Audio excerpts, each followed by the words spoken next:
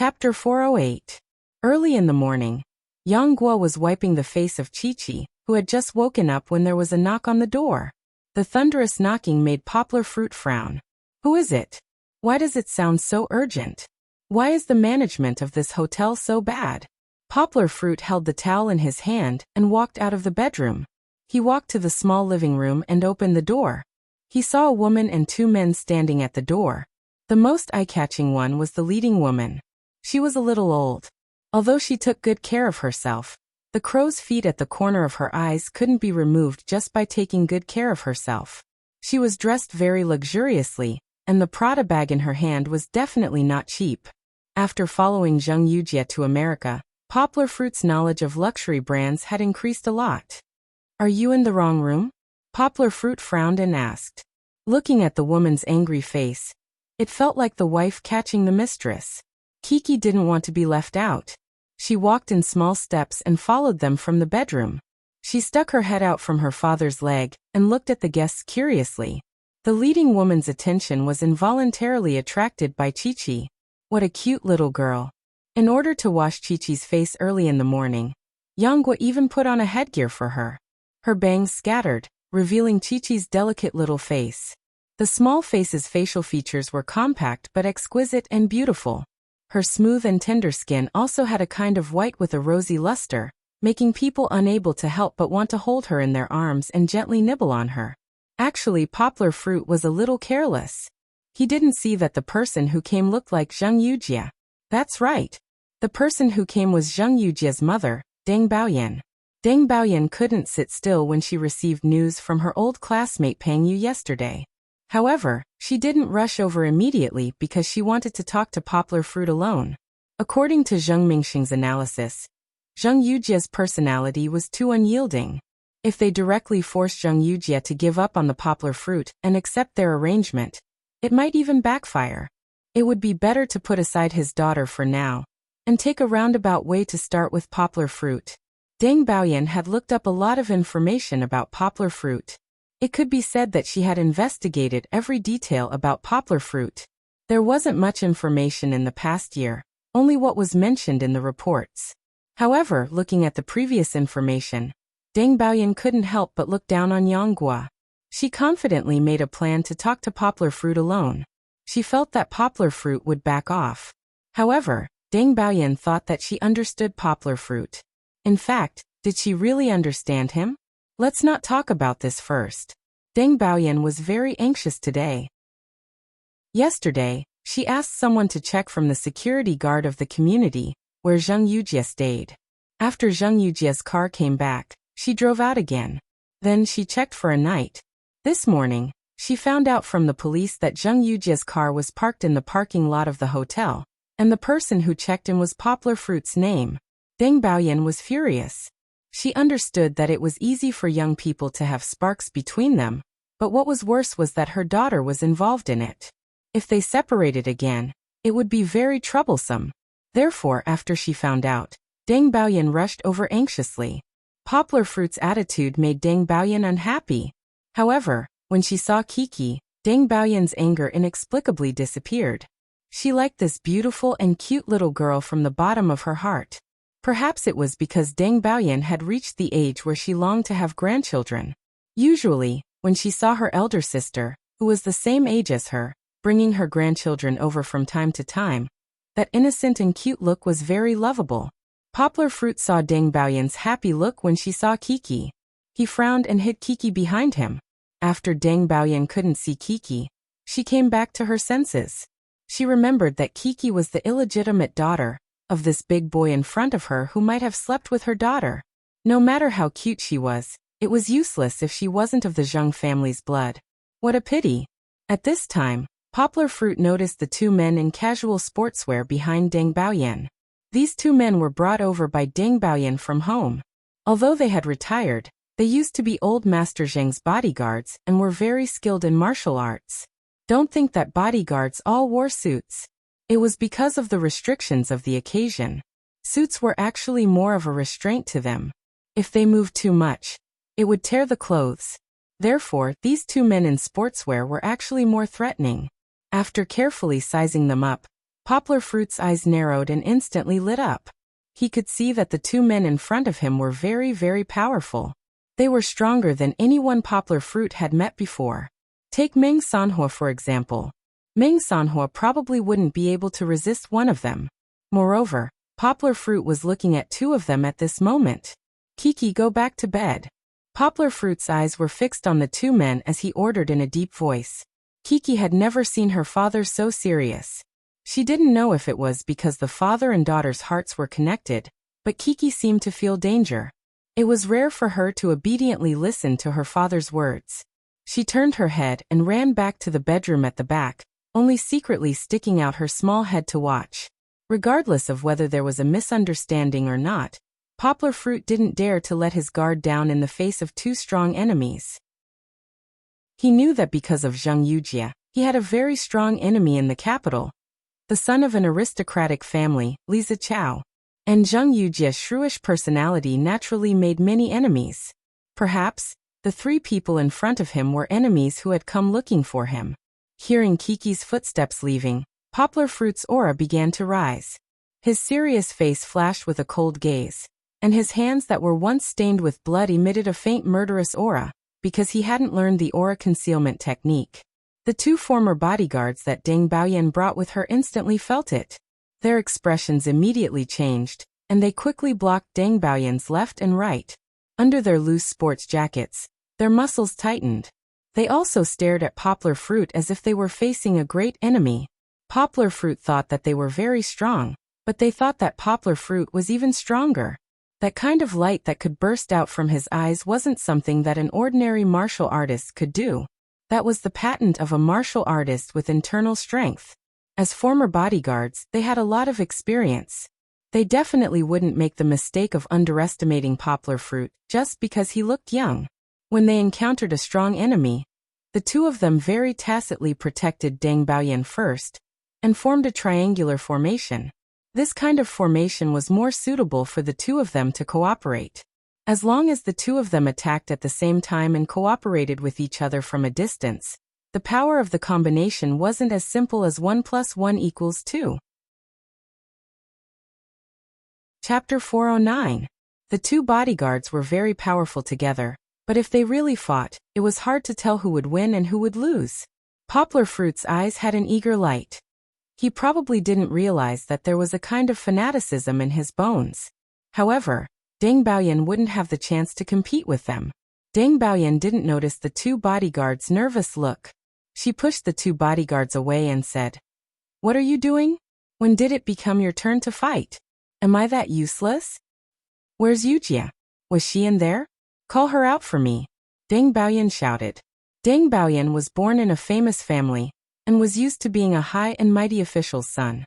Even if she was over 50 years old, she still couldn't change the bad habit of ordering people around. However, she wasn't a bad person.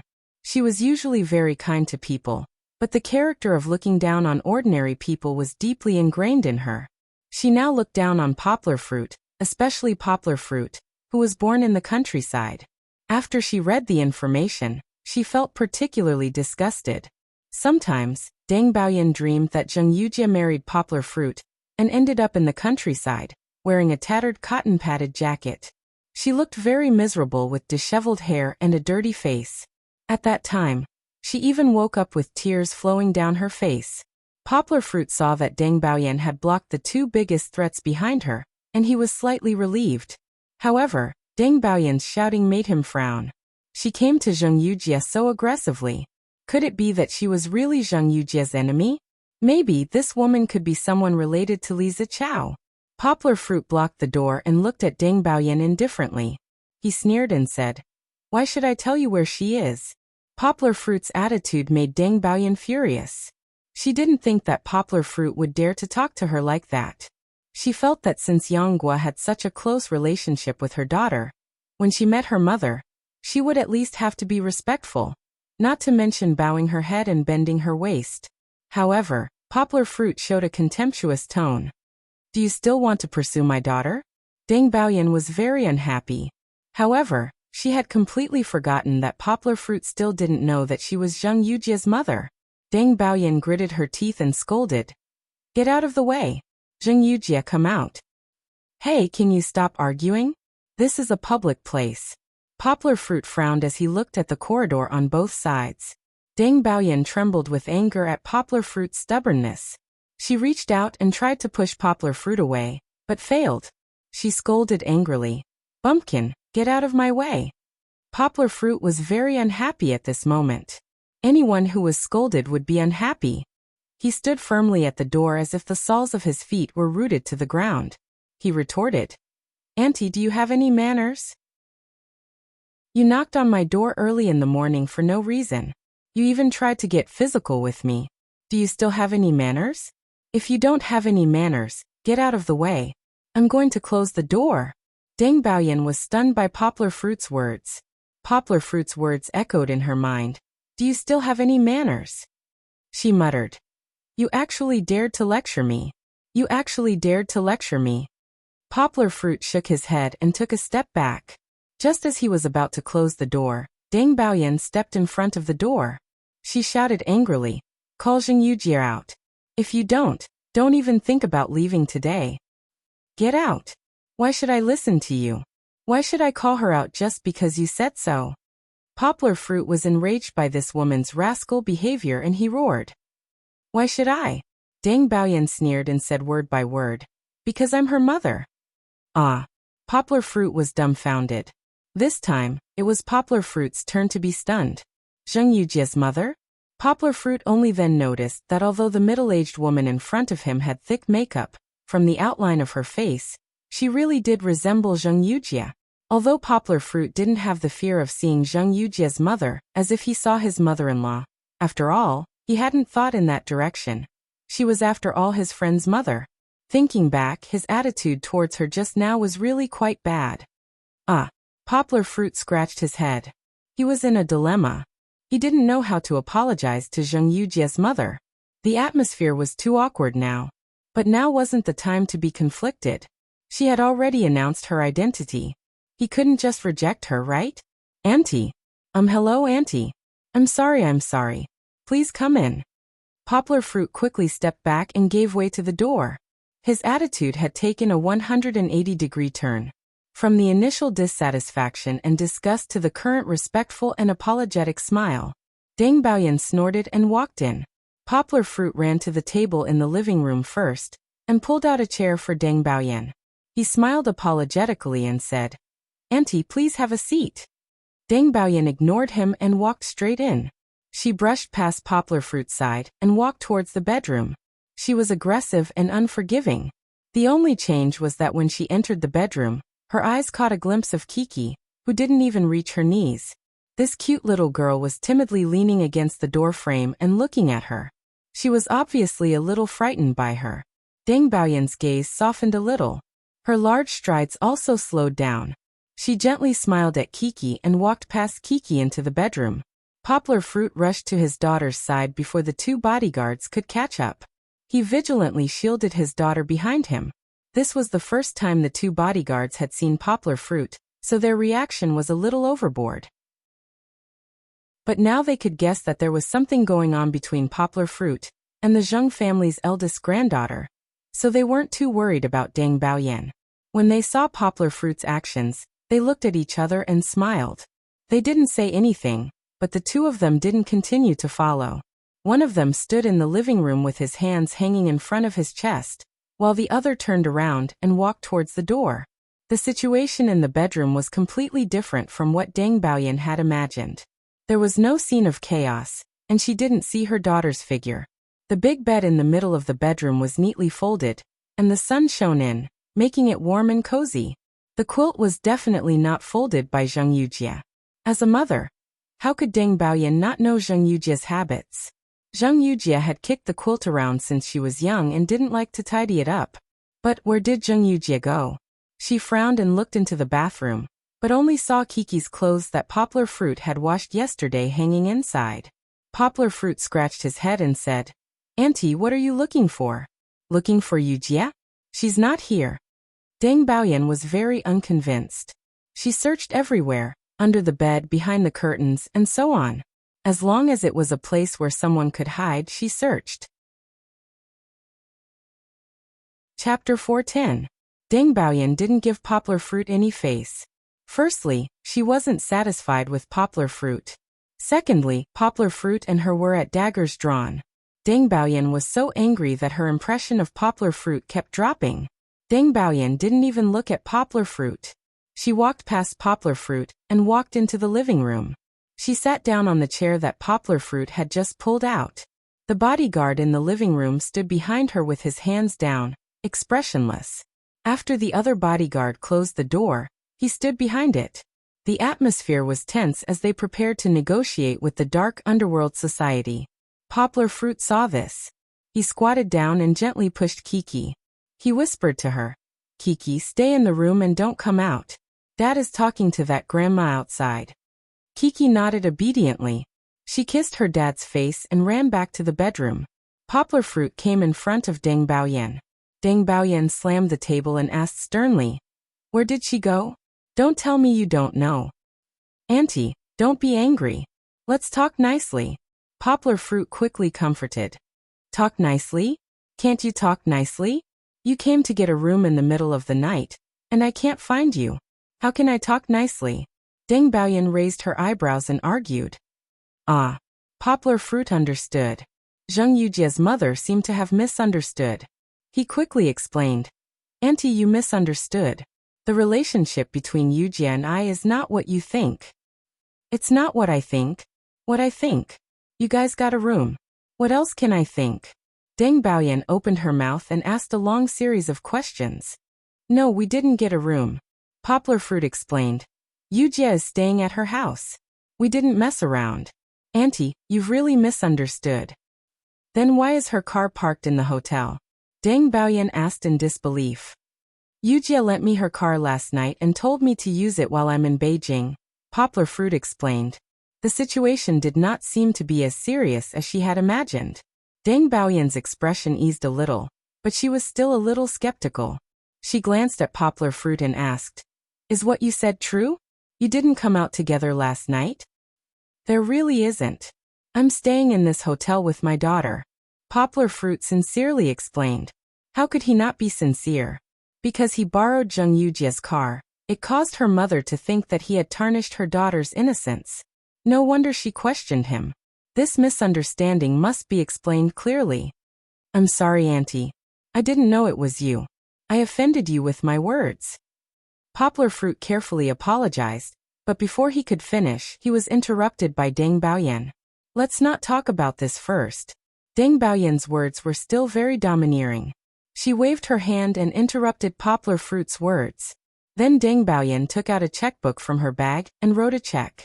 She tore it off and placed it on the table.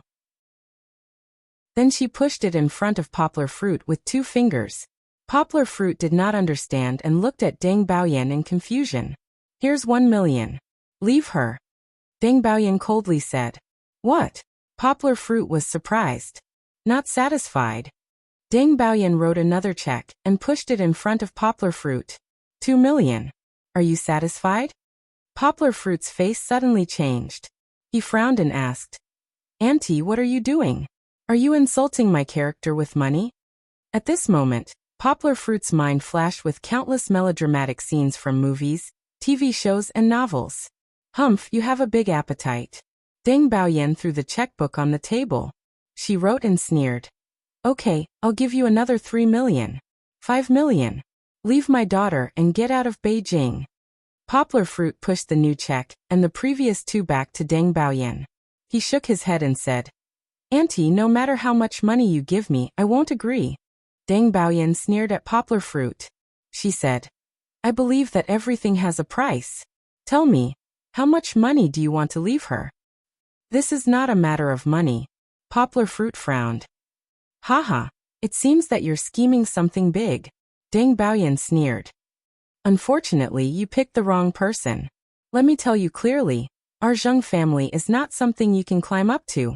Logically speaking, Yanghua should try his best to explain that there was nothing going on between him and Zheng Yujia. But at this moment, Yanghua got a little carried away. He was provoked by Deng Baoyan's words, and he said unhappily, "Your Zheng family is very powerful, but why would I want to climb up your social ladder? Do I care about your little bit of power?" Do I care about your little bit of money? Poplar Fruit was even more disgusted when he thought of Deng Baoyan's words about him being a country bumpkin. He said, "Don't always talk about money. Is money omnipotent? Although I came from the countryside, I won't die for money. Because money can't exchange for happiness. It can't exchange for happiness. Can you give my daughter happiness if you don't have money?" Deng Baoyan snorted at Poplar Fruit's words. She laughed and said, "You're too naive. In the end, aren't you still after Yujia's money? Don't think that I don't know that you have books to translate and money to earn. These opportunities are all fought for by Yujia. Otherwise, aren't you still a poor translator?" Poplar Fruit was immediately annoyed when he was questioned about his professionalism. He didn't have time to explain that he wasn't Zheng Yujia's man, and that he didn't need to give Zheng Yujia happiness. He quarreled with Deng Baoyan first. Poplar Fruit wanted to make it clear that he didn't rely on Zheng Yujia's books to make money. Yang Guo counted with his fingers as he counted with Deng Baoyan. In the end, he concluded, "The money I earn from the translation company is more than 10 times the money I earn from translating those books. To be honest, translating those books takes a lot of time and effort. If it wasn't because I'm interested, why would I need to translate those books for the publishing company?" Deng Baoyan nodded her head and said, "The money I earn from the translation company is more than 10 times the money I earn from translating those books. I admit that Yujia did help me a lot when I worked with the publishing company, but please don't doubt my ability. The books I translated can sell well because of my hard work." Poplar Fruit said seriously, "Do you think you've earned enough money?" Deng Baoyan sneered. Poplar Fruit had just said a lot of words, but it was all in vain.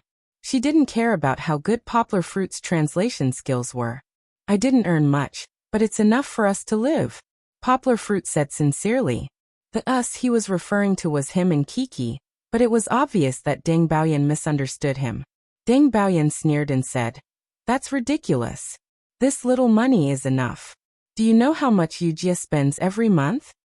Tonight is Christmas Eve. On behalf of little Kiki, I wish everyone a Merry Christmas in advance. Those who have boyfriends and girlfriends must be happy tonight. Haha. Looking for monthly votes, looking for recommendations. Greater than over equal to." Chapter 411. Deng Baoyan retorted, "Do you know how much Yujia spends every month? Do you think that Yujia wants to marry you so that she can go back to the countryside with you and live a life worse than pigs and dogs?" Poplar Fruit was dumbfounded.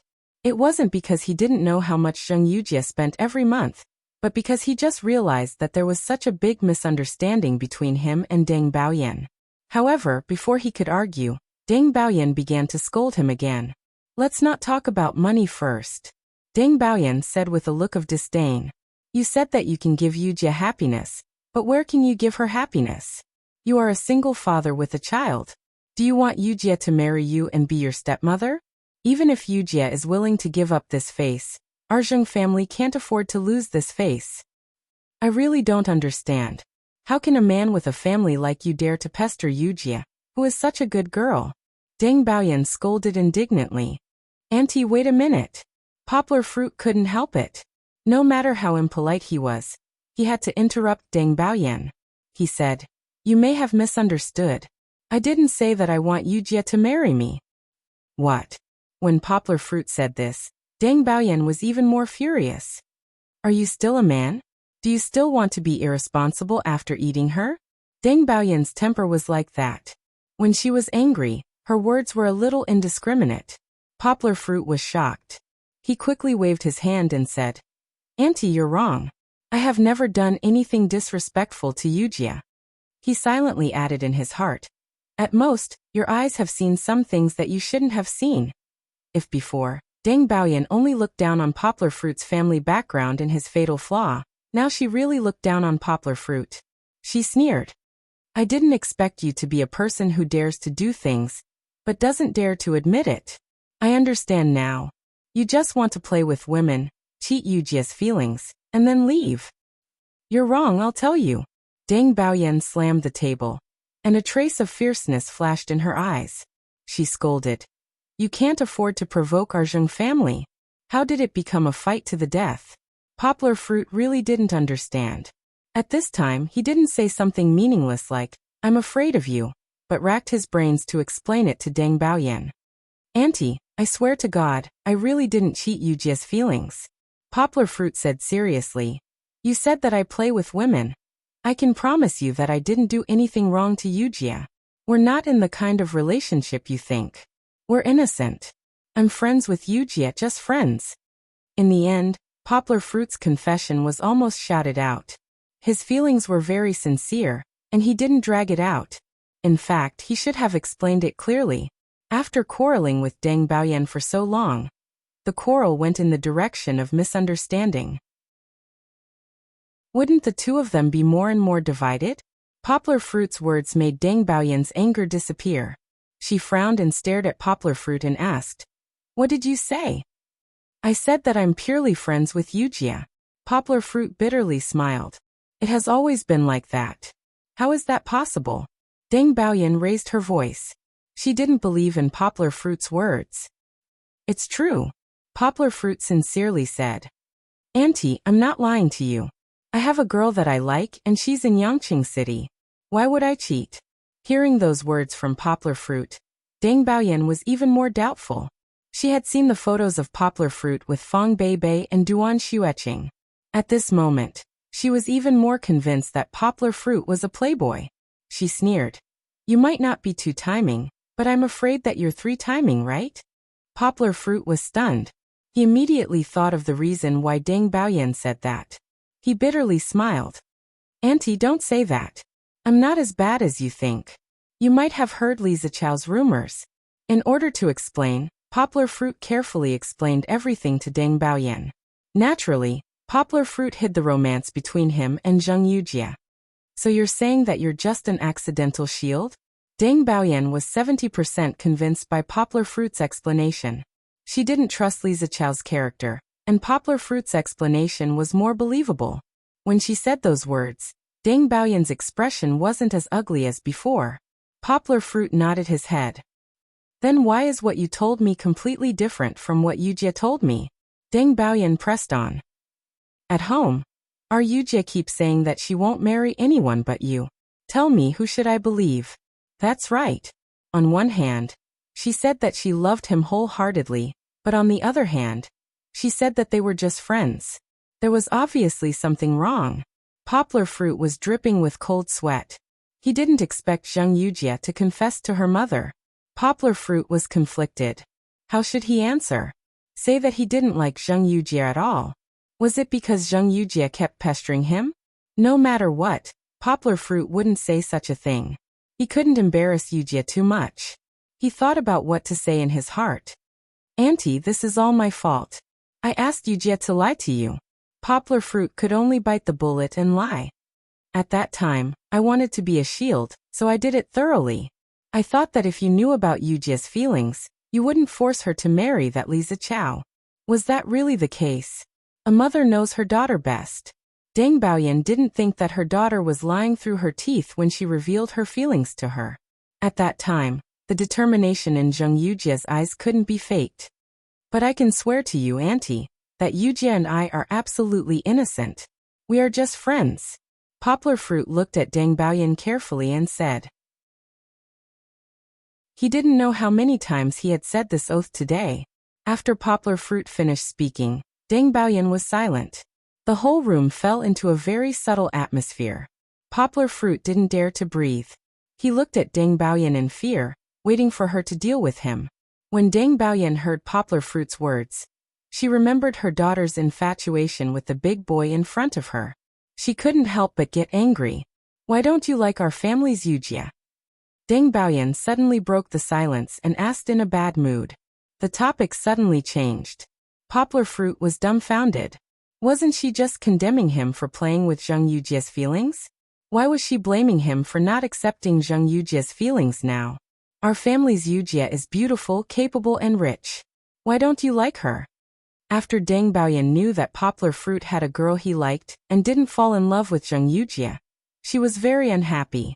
She couldn't help but ask Poplar Fruit, what was wrong with Zheng Yujia? Chapter 412. Deng Baoyan said those words out of anger, But Poplar Fruit was choked by such a big turn of events. He swallowed his saliva with difficulty, scratched his head, and said, Auntie Wuxia is a very good girl, and also a very good friend of mine. But when it comes to feelings, you can't force it. Moreover, I already have a girlfriend. Poplar Fruit silently scolded himself for being shameless. Fong Beibei hadn't even agreed yet, and he was already calling her his girlfriend? However, the situation was urgent and he couldn't care so much. First, he had to let Zheng Yujia's mother feel at ease. After calming down, Deng Baoyan regretted saying those words. She even asked him why he didn't like her daughter. It was as if no one wanted her daughter. She had really thrown the Zheng family's face away. However, in her heart, Deng Baoyan was still a little unhappy. She felt that things shouldn't be going down this path. The script should be written like this. Poplar Fruit was infatuated with the Zheng family's eldest daughter, and admired the Zheng family's power, so he kept pestering her. Why did it sound like Poplar Fruit was unwilling, but she had to send her daughter to him? Why didn't he like Wuxia? Deng Baoyan looked at Poplar Fruit with an unfriendly gaze, which made Poplar Fruit's heart in a mess. Luckily, Deng Baoyan didn't make a mistake again. She calmed down and said, All right, I understand what you mean. Then hurry up and scram as far as you can. Don't appear in front of Wuxia again. Deng Baoyan's poisonous tongue still didn't change, and the words she said were very harsh. No matter how respectful Poplar Fruit was, he couldn't help but ask in dissatisfaction, Auntie, what do you mean by that? What do I mean? Don't you understand? Deng Baoyan chuckled and said, Stop pestering Wuxia. You're not welcome in the capital. Poplar Fruit was angry. He retorted, First, I didn't pester Wuxia. We are good friends. It's normal for us to keep in touch. Second, I came to Beijing for work. Why can't you let me come? How can you be so overbearing? Is Beijing owned by your family? Poplar Fruit had always been amenable to coaxing but not coercion. The more you forced him to do something, the stronger the Poplar Fruit would be. What a joke. Deng Baoyan said. You said that you didn't pester Wuxia. Why does Wuxia miss you every day? You came to the capital to pester her. The quarrel between the two once again escalated to the level of slapping the table. Deng Baoyan slapped the table fiercely and said sternly, If you're a man, then don't meet Wuxia again. Let Wuxia completely give up on you. Don't be stupid. Wuxia's man in the future will definitely be a young master of equal social status. How can a country bumpkin like you look up to him? Are you going to push Wuxia into another pit of fire? Poplar Fruit didn't care much about Deng Baoyan's discrimination against him. He cared more about Zheng Wuxia. He retorted, Do you think Wuxia will be happy with a political marriage? You don't have to worry. There are so many big families in the capital. There are so many young talents. We will choose the most suitable man for Wuxia. Deng Baoyan sneered. Suitable for Wuxia? That's what you think, right? Poplar Fruit said sarcastically.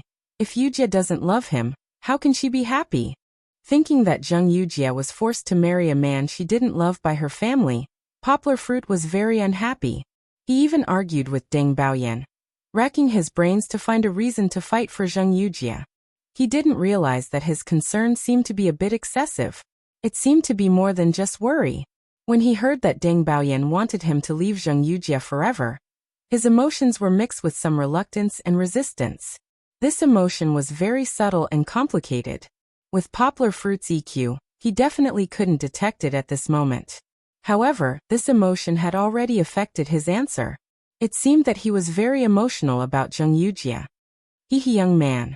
Deng Baoyan ridiculed. Love is just a moment of passion. Do you think that in a big family like ours, there will still be love? Then I can't just watch as Wuxia is forced to marry someone she doesn't like. Poplar Fruit finished and added, As a good friend, I will definitely support her choice. Her choice is you. Is this how you support her? Deng Baoyan mocked. I respect her choice. Although I can't give her love, I believe that she will be able to find her true love in the future. Poplar Fruit shook his head and said, Why are all of you so stubborn? Deng Baoyan was angry. She rolled her eyes and pretended to be calm as she said, It's because she can't break up with you. You've been entangled with her in the capital. How can she find her true love? Deng Baoyan changed from a poisonous tongue to a well-meaning one. She said, "Listen to Auntie's advice. Go back to Guangdong province and love your girlfriend. Don't contact Yu Jie anymore. She will be able to see past it." Poplar Fruit wasn't that stupid. He shook his head and said, "I will explain the matter between Yu Jie and me clearly to her. Anyway, I can't be your accomplice." Poplar Fruit's stubbornness was the same as Zheng Yujie's. Both of them were idealists. After believing in their own judgment, they wouldn't listen to anything others said. Sometimes this was a good thing. At least, Poplar Fruit wouldn't be bewitched by Deng Baoyan now. Deng Baoyan was provoked by Poplar Fruit's words, and wanted to scold him again. Poplar Fruit said first, "Auntie, don't say any more. I'm on Yujie's side. As a friend, I will always support her choice. But please don't worry. I didn't cheat Yujie's feelings in the past, and I won't in the future. I will clarify our relationship with Yujie. She will understand." Deng Baoyan took in deep breaths. She looked at Poplar Fruit's eyes, trying to find some traces of lies, but she couldn't find any. Poplar Fruit's clear eyes were very sincere. There was nothing to talk about. Yang Guo had made it clear that he was stubborn. Deng Baoyan didn't say anything more. She just looked deeply at Poplar Fruit, pushed the chair away and stood up. She straightened her clothes, turned around, and walked out of the door. "Let's go," Deng Baoyan ordered. The bodyguards who had been standing in front of her expressionlessly just now followed closely. They didn't even look at Poplar Fruit, nor did they say goodbye. The three of them left just like that. Poplar Fruit was a little uncomfortable. They came in such an aggressive manner, but left without even saying goodbye. Was this the style of a big family? Shaking his head, Poplar Fruit returned to the bedroom. He saw that Kiki had already gotten under the quilt, only sticking out her small head to look outside. Poplar Fruit laughed and carried her out. He kissed Kiki's little face and said with a smile, "Why did you get under the quilt?" "That grandma is so scary." Kiki hugged her father's neck and said with lingering fear, "Papa wants to protect Kiki." Yes, Papa is here," Poplar Fruit said with a smile. "It's okay now. She's gone." Chapter 413. After putting down his phone, Poplar Fruit walked back to Kiki. He waved his hand and smiled. "Kiki, it seems like we'll have to stay here for a few more days." Yang Guo had just called the production crew of unexpectedly, and wanted to return to the set to help out. In the end, Ming Shou told him that the remaining scenes would be completed in 2 days. If Yang Guo went back now, he would have to come back the next day. It was better not to go, it would be too troublesome. Poplar Fruit thought about it and agreed. He didn't need to agree to Meng Shou's arrangement. He just needed to wait for the crew to come back and attend the banquet. Poplar Fruit owed him a lot of meals so he could treat him to a banquet. "Papa, let's go home, okay?" Kiki hugged her Barbie doll and raised her head pitifully. Kiki, are you homesick?" Poplar Fruit squatted down and held Kiki's hand lovingly. Kiki shook her head and snuggled into her father's arms. She leaned into her father's ear and said softly, "That grandma is so fierce. Kiki's grandma is so nice. Kiki misses grandma." Poplar Fruit had a headache. He still had things to do in Beijing. How could he go back to his hometown just like that? However, Poplar Fruit didn't want to disappoint his daughter. He had an idea and took out his computer. He first called his mother, Su Jinfeng, and asked her to QQ. This year, the living conditions at home were getting better and better. His elder sister had given his parents a new smartphone and a computer in their bedroom. Now Su Jinfeng used it to watch those soap operas on the internet every day. "Kiki, let's video call grandma, okay?" Poplar Fruit smiled and put his daughter on his lap. He pointed the camera of his laptop at them. Chi-Chi was very curious. She didn't know what her father was going to do by taking out this television that she could watch with joy. She also didn't understand what a video call was, so she just nodded out of habit and observed her father's movements.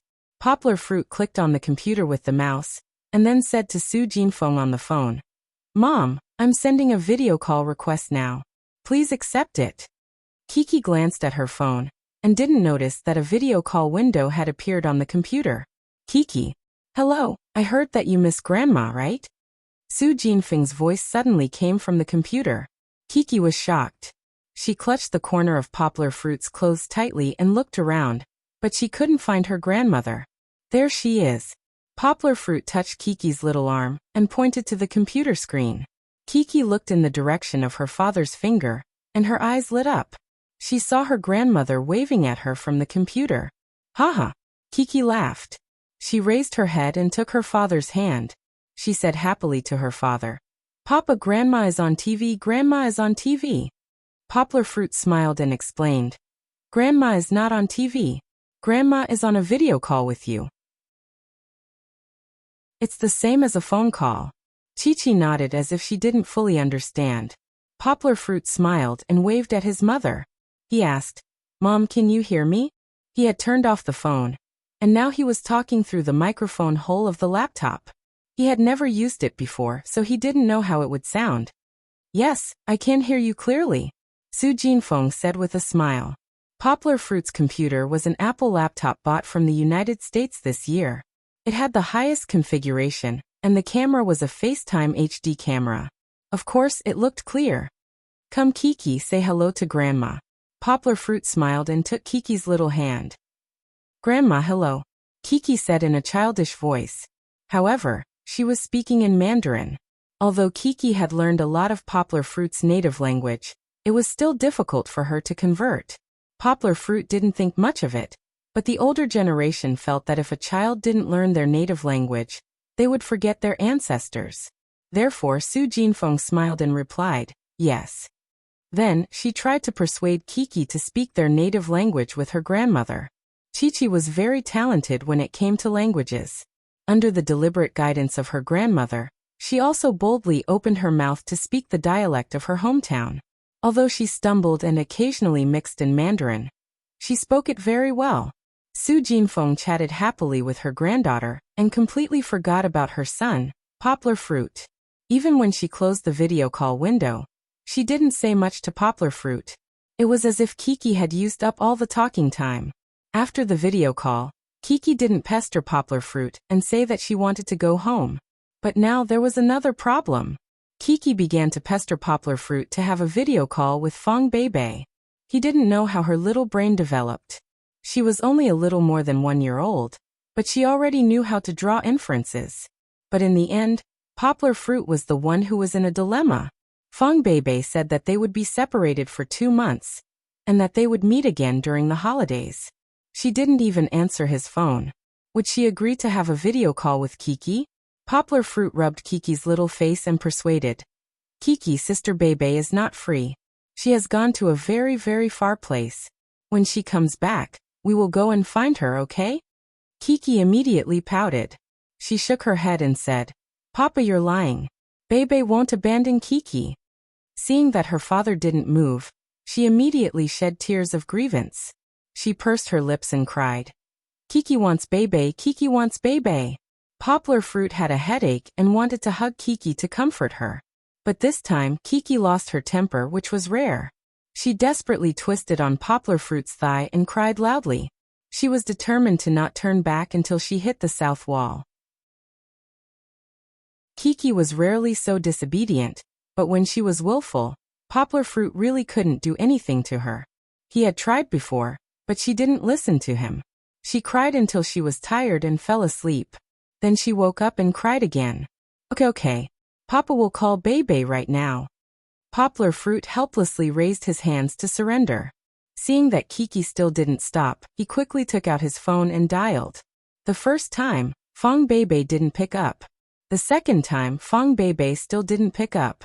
It wasn't until the third time that Fong Beibei finally picked up. She was angry at Poplar Fruit and said, "Didn't you say that you're not allowed to call me in these 2 months? Do you know that my father was right next to me just now?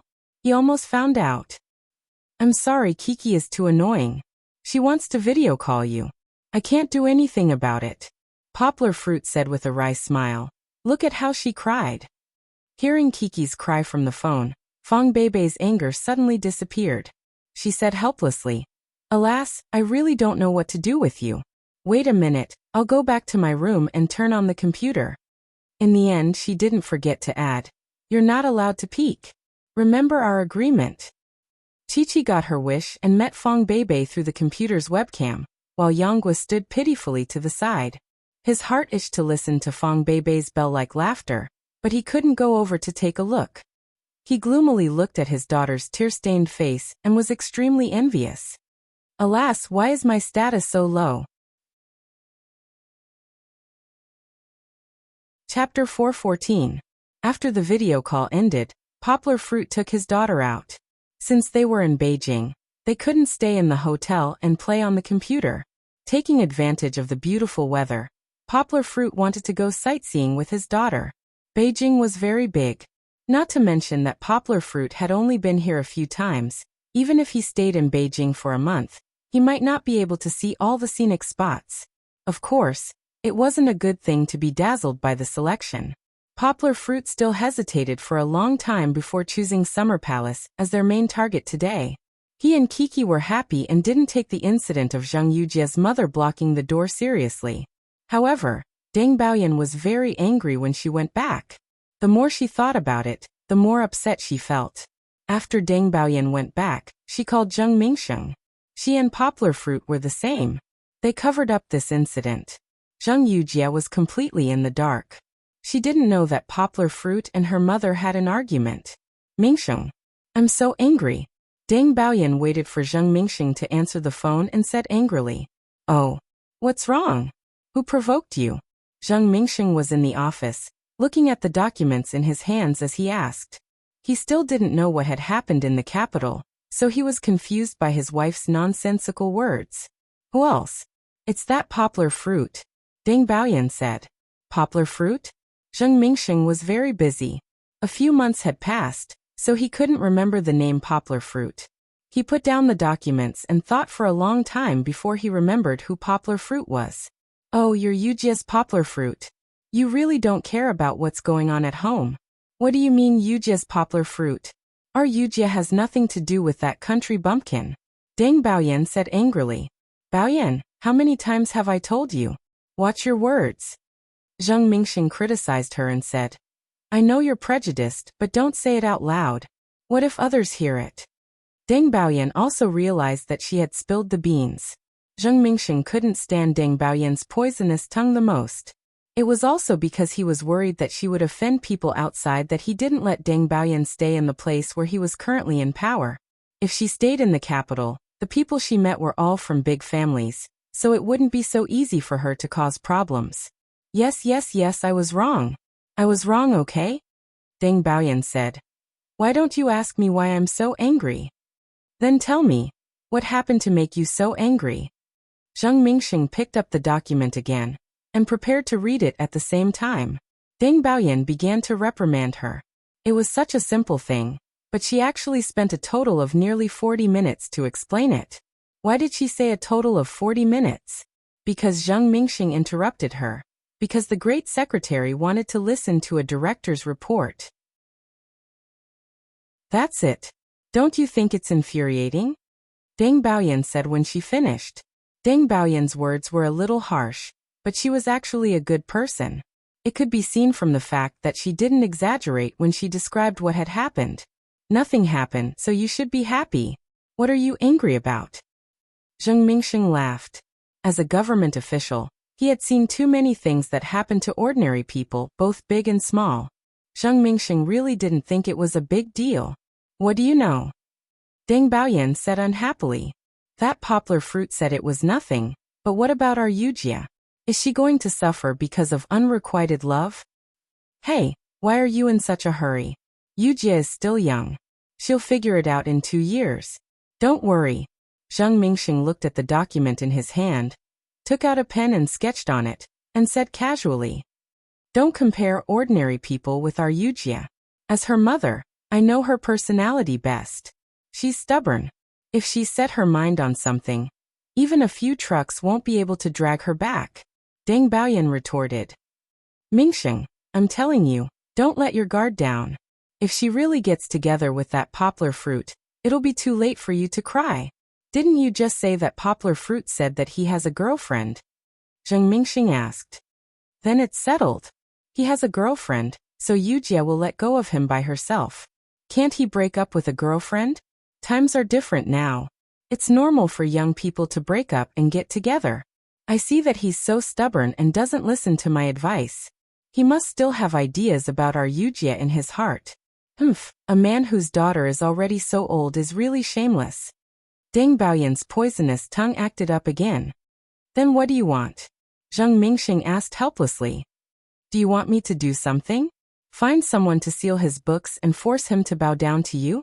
Or find an excuse to lock him up so that they can never see each other again? Is it because of this that you feel happy? That would be really good, but Deng Baoyan was still a good person. When she heard Zheng Mingxing's words, she quickly shook her head and said, No, won't that hurt people? Especially when she thought of Kiki's big innocent eyes, Deng Baoyan couldn't bear it. She turned around and scolded Zheng Mingxing. How did you become so vicious after being an official for a few decades? Hurry up and come back. Let me see if your heart is already black. Deng Baoyan's poisonous tongue didn't even let Zheng Mingxing off.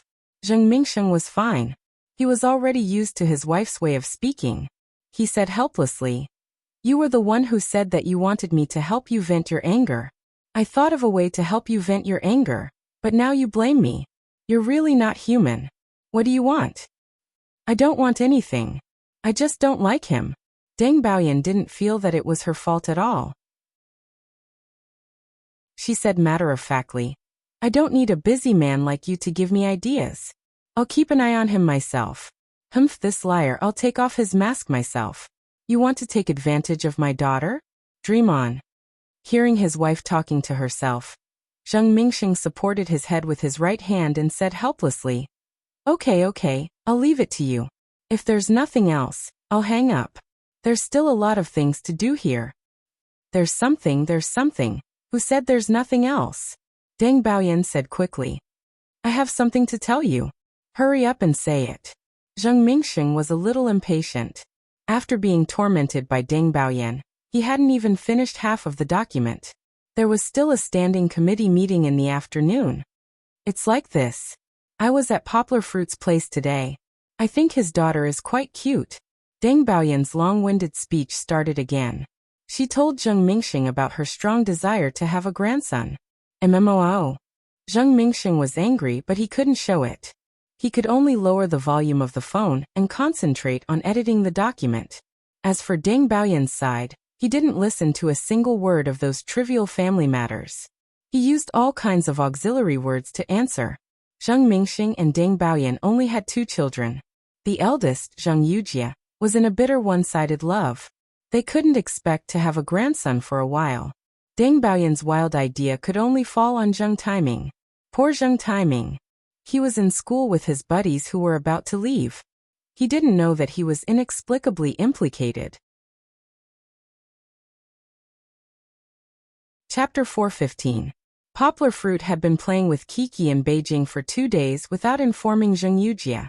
He had thought about whether he should invite Zheng Wuxia, but then he thought about it. Beijing was the Zheng family's territory, and his every move might be under their surveillance. The most important thing was that he had promised Zheng Wuxia's mother that their relationship was pure. Deng Baoyan had just left, and he had asked Zheng Wuxia out. What did that mean? However, after Wan Hetiani and the others returned from the mountains, Poplar Fruit had no choice but to inform Zheng Wuxia about the celebratory feast. Now that both of them were shareholders of Wanhe, it would be unreasonable if he didn't invite her. Zheng Wuxia was carefree. She didn't ask what Poplar Fruit had been doing for the past 2 days like my daughter. When she saw Poplar Fruit, she was as natural as usual, which made Poplar Fruit secretly sigh in relief. This celebratory feast was also called a wrap party. Poplar Fruit had initially chosen the Grand Capital Hotel, but they didn't allow filming equipment in. So he had no choice but to give up. In the end, he changed to a 5-star hotel. In a large private room, 2 tables were filled with people. The whole process would be filmed, and when the time came, a few scenes would be edited as highlights. The hotel's dishes were very sumptuous, and the speed at which they were served was also very fast. The cast and crew had just rushed over and sat down when all kinds of cold dishes and exotic delicacies were placed on the table. The beautiful waitresses in cheongsams were like butterflies, weaving in and out of the crowd and pouring red wine for everyone. Everyone, please be quiet. Before we eat, I'll say a few words." Before the banquet started, it was time for the directors and actors to speak. Calling Beast was the first to stand up. The micro-movie this time was a big breakthrough for Calling Beast. From the filming process, he was very satisfied. After so many years as a podcaster, Calling Beast had a very accurate grasp of the audience's preferences. He was sure that this micro-movie would be very popular after it was released. So when he stood up with the microphone, he was very proud and pleased with himself. Today, I'm very happy to announce that our unexpectedly micro-movie has finally finished filming. Calling Beast shouted loudly. To everyone's hard work over the past month, cheers. Cheers. Everyone laughed and raised the red wine in their hands, clinking it with each other. Poplar Fruit didn't drink, and he didn't make an exception today. The glass he raised was filled with cola, but he still clinked glasses with others. Drinking was just a formality. What he wanted was this joyous atmosphere. Kiki looked on curiously, sucking on a small straw in her mouth. She sat in the BB seat, protecting her small glass with a small cup of coconut juice in it.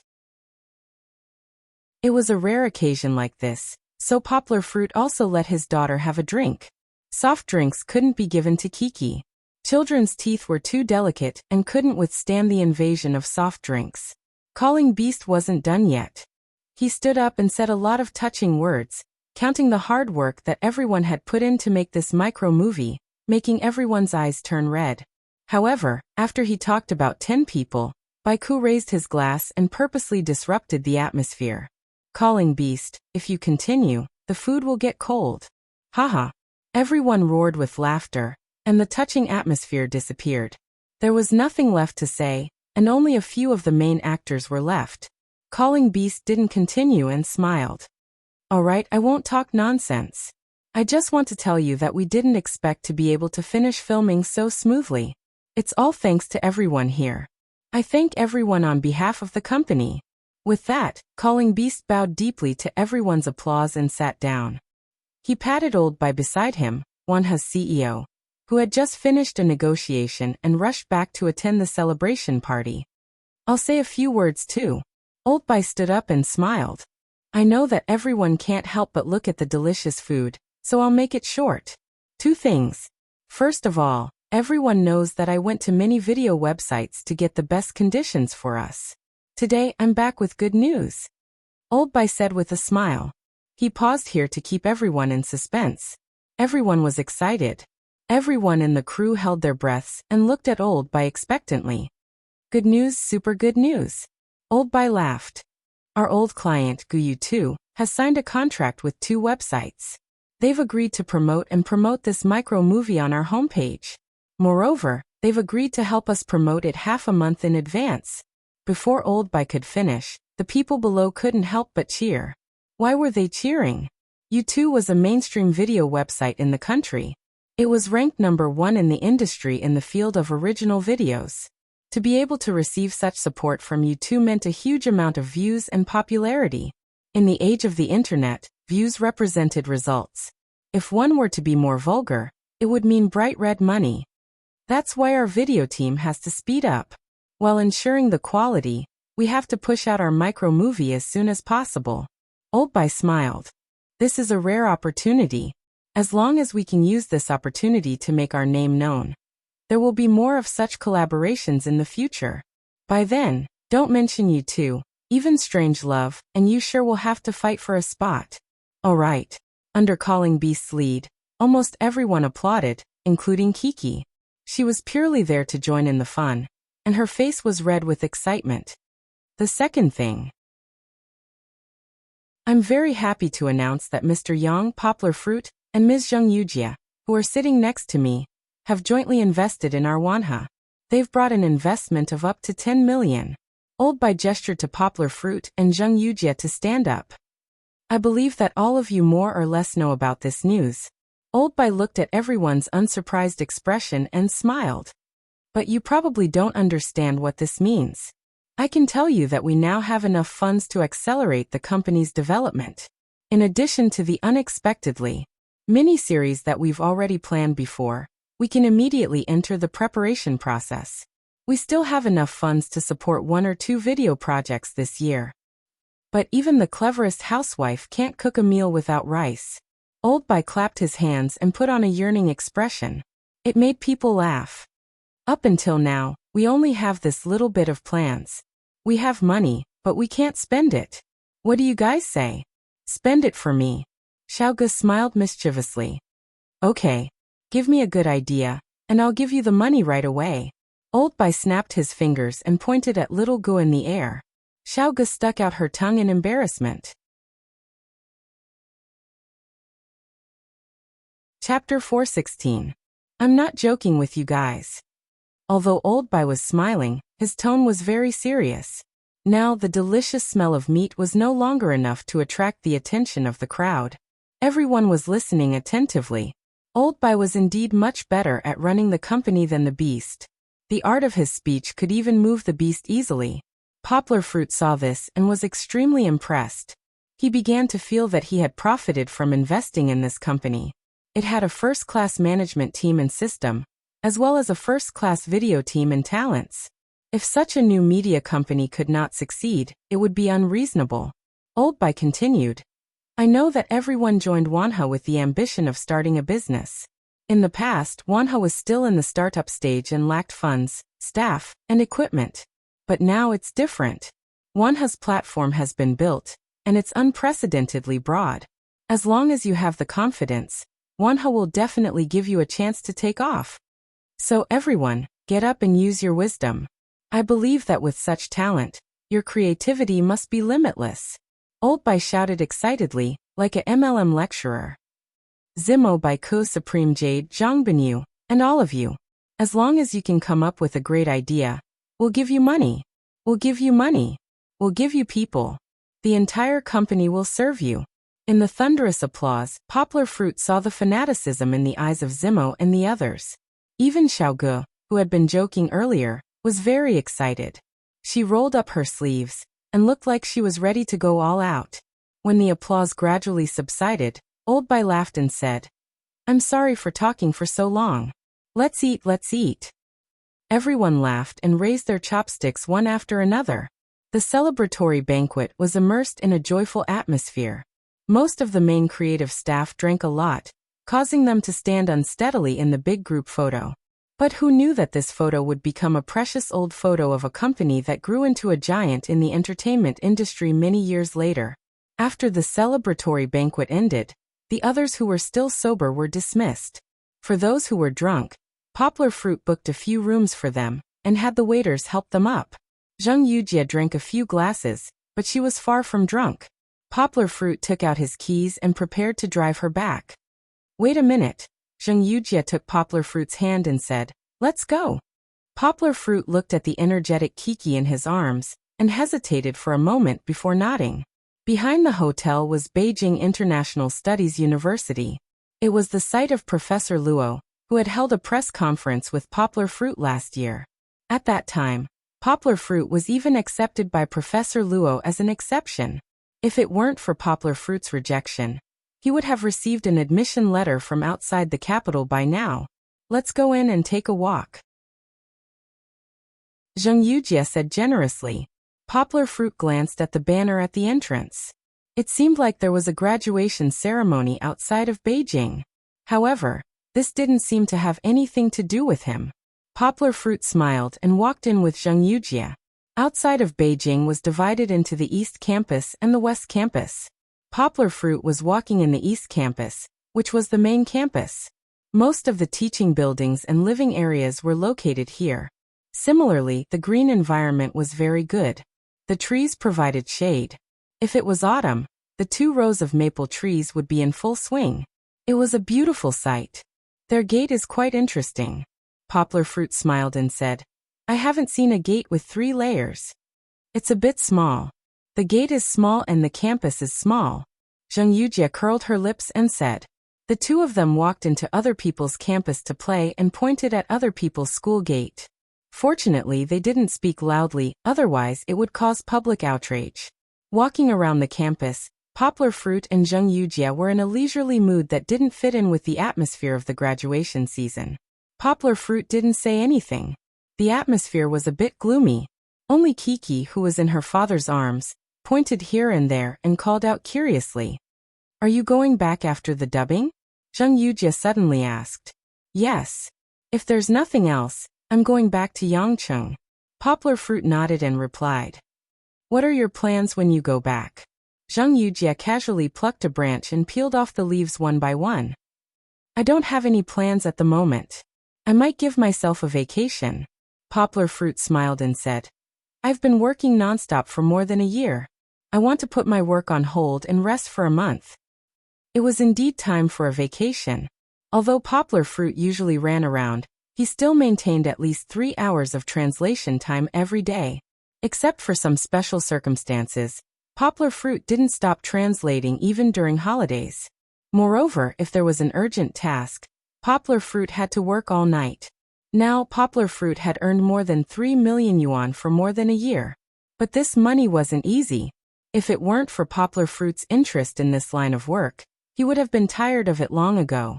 Even so, Poplar Fruit felt that he should take a break and give himself a vacation. He didn't need to translate anymore. He could think about other things he liked to do, such as traveling and so on. These ideas were still budding, and he hadn't completely decided yet. However, he had talked to Yao Dehua, and Yao Dehua was very supportive of his idea.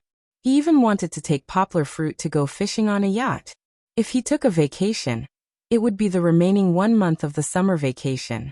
This was because starting from September in the second half of the year, Poplar Fruit would start to get busy again. Not to mention the school in Cinda, he had to fly to France at the beginning of September to prepare for this year's spring and summer 8-leaf fashion week with the old man Ardal. After that, there was a series of chores such as the book launch and so on. If he didn't take the time to enjoy his leisure time, he wouldn't be able to enjoy it. What a joke! Zhang Yujie lightly punched Poplar Fruit and complained. Freelancing like you is the most relaxing. I don't even have many vacations in a year. Miss Zheng, if you want to take a vacation, you can take a vacation. Who can stop you? Poplar Fruit laughed. You can't say that. Am I such a foppish person? Zhang Yujie said discontentedly. I'm very serious about my work now, okay? My dream is that one day, I can become a big boss. Then, I won't have to rely on my family's judgment. Zhang Yujie nodded and said to herself, so I have to seize the opportunity to learn from others in Dongxin. If there's a chance, I will come out and do it alone. Poplar Fruit laughed and said, okay, I'll invest for you when the time comes. Really? Zhang Yujie asked happily. Of course, it's because I'm rich. With money, I can do whatever I want. Poplar Fruit said jokingly. I'll take it seriously. Don't forget it in the future. Zhang Yujie walked forward with her head held high. Chapter 417. Poplar Fruit and Zhang Yujie were just thinking about Professor Luolin when they bumped into him. The first one to notice Professor Luolin was Zhang Yujie, who had been looking straight ahead. Poplar Fruit was distracted by Kiki's questions. Hey, Professor Luo. Zhang Yujie waved happily and ran to Professor Luolin's side. It really is you. I was wondering why your back looked so familiar. Poplar Fruit raised his head and saw Professor Luolin and 2 other people walking towards him. Because the trees blocked the street lights, Poplar Fruit couldn't see their faces clearly. He only saw that one of them was fat, and the other was thin. It was a sharp contrast. You are. Professor Luolin initially thought that Zhang Yujie was the girl from his school, but after looking at her clothes, he knew that she wasn't a student. He adjusted his glasses and looked at her carefully, then smiled happily. You're Editor Zheng from Dongxin. Of course not, I'm Deputy Editor Zheng. Professor Luo, you can call me Little Zheng. Zhang Yujie smiled. Professor Luo, I didn't expect to see you here. Haha, Little Zheng, you're wrong. This is outside of Beijing. I should be the one saying that I didn't expect to see you here, right? Haha. Professor Luolin laughed. Hello, Professor Luo. Poplar Fruit walked over and greeted Professor Luolin with a smile. Oh, Little Yang. Am I seeing things today? What a coincidence, we're all acquaintances. Poplar Fruit had a deep impression of Professor Luolin. He recognized Poplar Fruit at a glance and became happier. Why are you all here? Oh, I understand. This old man understands too. Haha. Poplar Fruit hurriedly waved his hand to clarify. Hey, Professor Luo, what are you thinking? Yujie and I just happened to attend a dinner party. After we finished eating, we took a walk here. It's not what you think. It doesn't matter. Young people should get together often to cultivate feelings. Professor Luo Lin squinted his eyes and smiled. He had already felt that this golden couple was a perfect match at the press conference last year. He liked them as soon as he saw them. Is this Kiki? It's only been half a year, and you've already grown so big? Professor Luo Lin didn't wait for Poplar Fruit to refute and teased Kiki, who was as cute as a night elf in Poplar Fruit's arms. Old Luo, who are these two? At this time, the fatter person standing at the side asked curiously. Look at me. I was so happy that I forgot all about it. Professor Luo Lin patted his head and introduced them. Principal Chi, this is Poplar Fruit. I've told you about him before. He's the leader of the new generation of translators, Poplar Fruit. This is the deputy editor of Dongxin Publishing, Zheng Yujie. She also became a deputy editor at such a young age. She has a bright future ahead of her. Oh, the Poplar Fruit that you wanted to recruit last year, but was snatched away by old Chen from Higashiyama University. Principal Chi immediately remembered. This was also Chen Zongdai's fault. When he came to Beijing for meetings, he would often show off his favorite disciple. Professor Luo, you flatter me. I'm not as good as you say. I still have to continue learning from you old seniors. Poplar Fruit said with a red face. Poplar Fruit, this is Principal Chi from our College of Advanced Studies. Because of your master, he has been thinking about you for a long time. Professor Luo Lin happily introduced. He didn't mind adding fuel to the fire by joking around. The fat Principal Chi wasn't so narrow-minded. He warmly shook hands with Poplar Fruit and smiled. It's okay. We still have to interact more with Higashiyama University. There will be more opportunities to learn from each other in the future. And this one. Professor Luo Lin patted the calm and quiet skinny man beside him and smiled. I don't think I need to be introduced, right? You can often see him on TV. Before Poplar Fruit could take a closer look, Zheng Yujie screamed. Yiling, it's really you, wasn't it? Poplar Fruit only realized at this moment. The seemingly weak and baby-faced man in front of him was the famous TV host Yiling. Hey Yiling, hello, I'm also your fan. I grew up watching your show. Seeing his idol, Poplar Fruit was a little nervous. He shook Yiling's hand and said excitedly. In the end, he didn't forget to let Kiki greet Yiling. Kiki, hurry up and call Yiling uncle. Hello uncle, Kiki said obediently. However, she wasn't interested. She turned her head and looked at the flickering street lamp that was covered by the swaying leaves. Hello little sister. Yiling smiled. You're still calling me little sister. Professor Luo Lin was probably more familiar with Yiling. He joked. Her father grew up watching your show. Haha, it's all your fault. You exposed my age. Yiling casually patted Poplar Fruit's shoulder and laughed. Professor Luo Lin, why is Yiling here? Zheng Yujie was excited but didn't dare to get close. She pulled Professor Luo Lin and asked softly. However, Yiling heard it. He turned his head and smiled at Zheng Yujie. It's the graduation ceremony of my alma mater. The principal invited me back to the school to give a report to the graduates. Professor Luo Lin added. Yes, today's the last one at our school. Zheng Yujie stuck her tongue out in embarrassment. However, she wasn't shy for too long. She rummaged through her bag and found a sticky note. She generously signed it for Yiling. Poplar Fruit was tempted. He also asked for one and had Yiling sign it. It's getting late. Professor Luo Lin saw Principal Chi raising his hand to look at his watch and smiled. Yiling has to return to Nanhu after giving a report. She also has a show tomorrow. Let's end our conversation here. Poplar Fruit, come over with your master next time. Let's have a chat. Yiling apologetically shook hands with Poplar Fruit and smiled. I'm really pressed for time. If there's a chance in the future, come over to Nanhu. I'll treat you guys to a tour of the station. It's fine. You're also working hard on the show. Poplar Fruit smiled as he sent them off. After Professor Luo and the others left, Zheng Yujie nudged Poplar Fruit with her shoulder and chuckled. How was it? What do you mean how was it? Poplar Fruit asked despite knowing the answer. You won't regret coming for a walk with me, right? Zheng Yujie raised her head and proudly said. You're not happy that you can meet a superstar? I saw that you were pretty excited just now too. I really couldn't tell that you're also someone who chases after stars. Poplar Fruit smiled. Why can't I chase after stars? Zheng Yujie unhappily asked. You're just the second generation of the rich and powerful. Aren't those stars that you can summon as you wish? Poplar Fruit shrugged. Who said that? Zheng Yujie was unconvinced. You can't generalize, okay? I'm a good person. Haha, I'm not teasing you. You've already given yourself a good person card. Poplar Fruit laughed. Chapter 418. The next afternoon, Poplar Fruit had nothing to do, so he took Kiki for a stroll to Wanhee.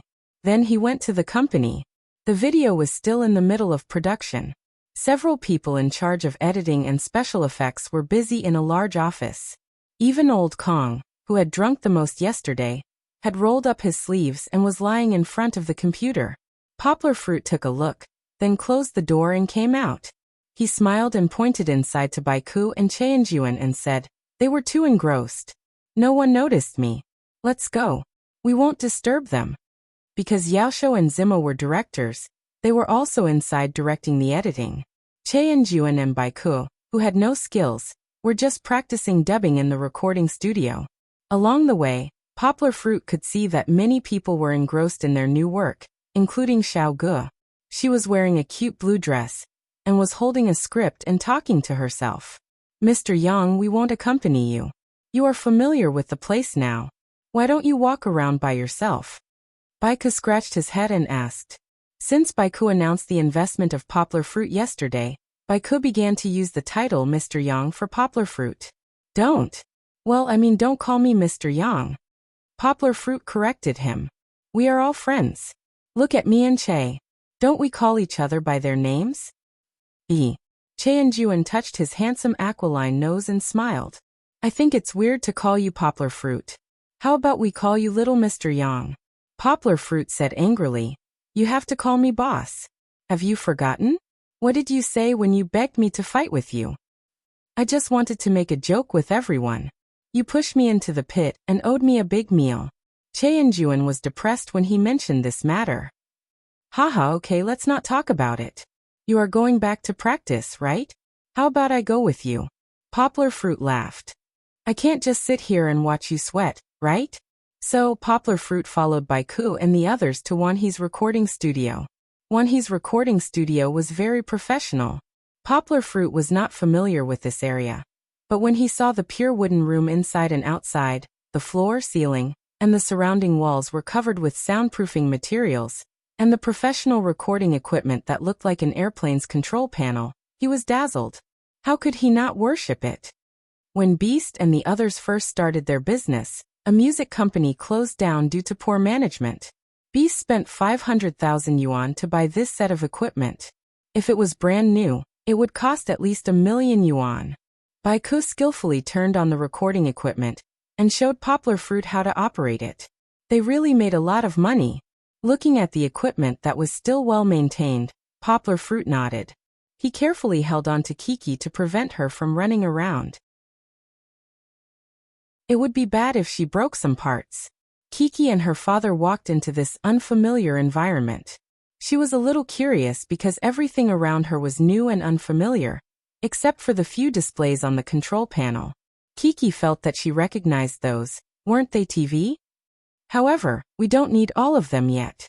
I'm now turning on the recording equipment. We can listen to our dubbing later.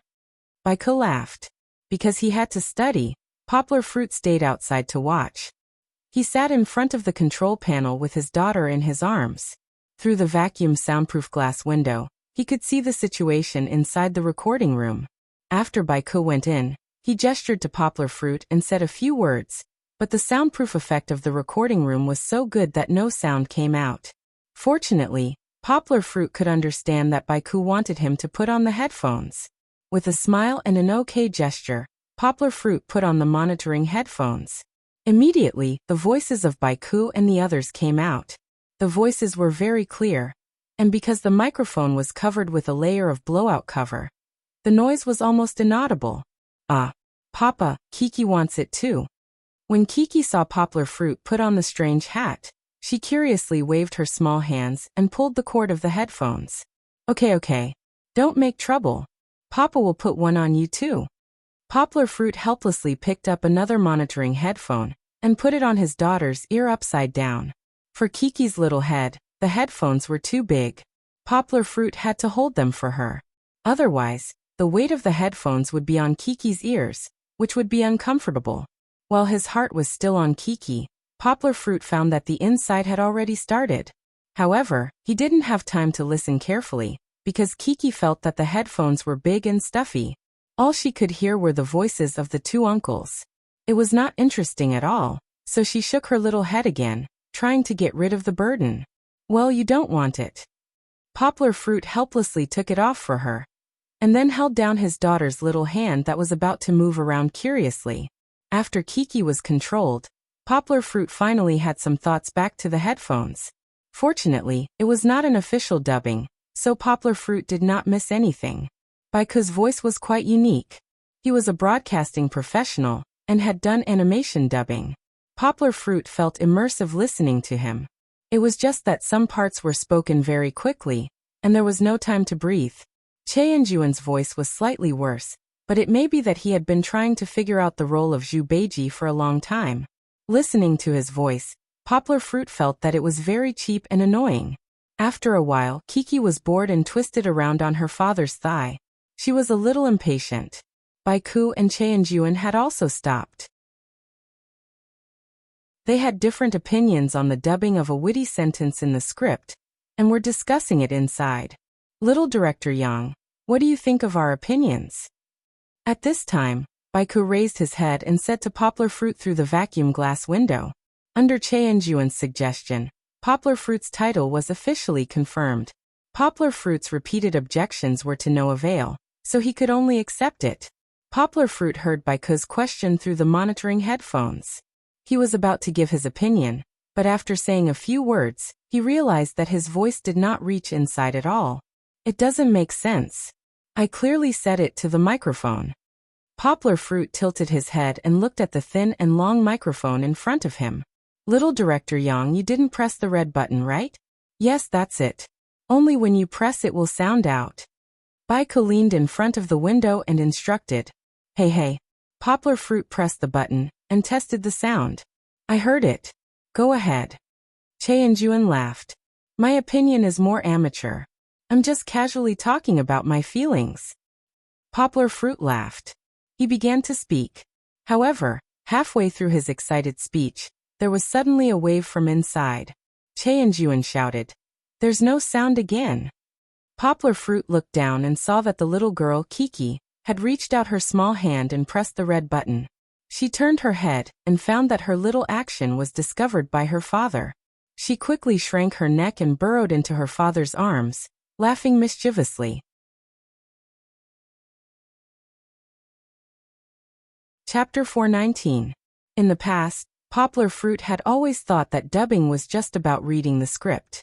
What was so difficult about it? Moreover, they were dubbing their own characters. As long as they mouthed the right words, they would be able to complete the dubbing. However, when it was really his turn to practice in the recording studio, Poplar Fruit realized that it was not that simple. The difficult problems that he had imagined before, such as lip-syncing and finding the feelings during acting, did not appear because the video had not been completed yet. There was no need for lip-syncing. As for reading out the lines with great emotion, Poplar Fruit could do that after a while. However, they were all rejected by Baiku. Little Director Yang, this is not how our microfilm dubbing is done. Baiku took off his earmuffs and explained to Poplar Fruit. Our position is to have a fast pace, just like Japanese. We give people a lot of information in a short period of time. If you read out a sentence slowly, it will make people feel strange. Poplar Fruit was a little confused. He was not like Baiku. The main actors in the crew all knew the style of calling beasts. When the time came, the film would definitely be in line with the saying, Concentration is the essence. If he spoke slowly, the scene would flash to the next person, and there would be no time at all. Let me give you a demonstration. Baika picked up his script and said, I'll talk about my own monologue. It's a more classic one. My name is Wang Dachui. Baiku read quickly. I never thought that I would find a job in the end. He said every sentence very quickly, but his pronunciation was clear and there was no delay. Then he deliberately emphasized the word, found, to show a sense of impact. Even so, his tongue was still vibrating at a very high frequency. As for Baiku's plain-looking and expressionless confession, if one listened carefully, there seemed to be a lot of charm that could be dug out. Yangguo played it repeatedly. Every time she listened to it, she had a different feeling. This could be said to be an important factor in the popularity of the microfilm and the subsequent miniseries. People did not get tired of watching it over and over again. However, even though Poplar Fruit had listened to Baiku's analysis and teachings, he still couldn't reach Baiku's level. This made Poplar Fruit feel a little depressed. What about the others? Other than Che and Juan, many of the main actors also came to the recording studio to practice when they were free. Poplar Fruit noticed that other than Baiku, Zhang Binyu was also very good at dubbing. When he faced the microphone, he was like a completely different person. His style of speaking and even his voice were completely different from his own. Che and Juan's voice acting was considered one of the worst in the crew, but he was still much better than Poplar Fruit. It's okay. When the video comes out, you'll know how to read it.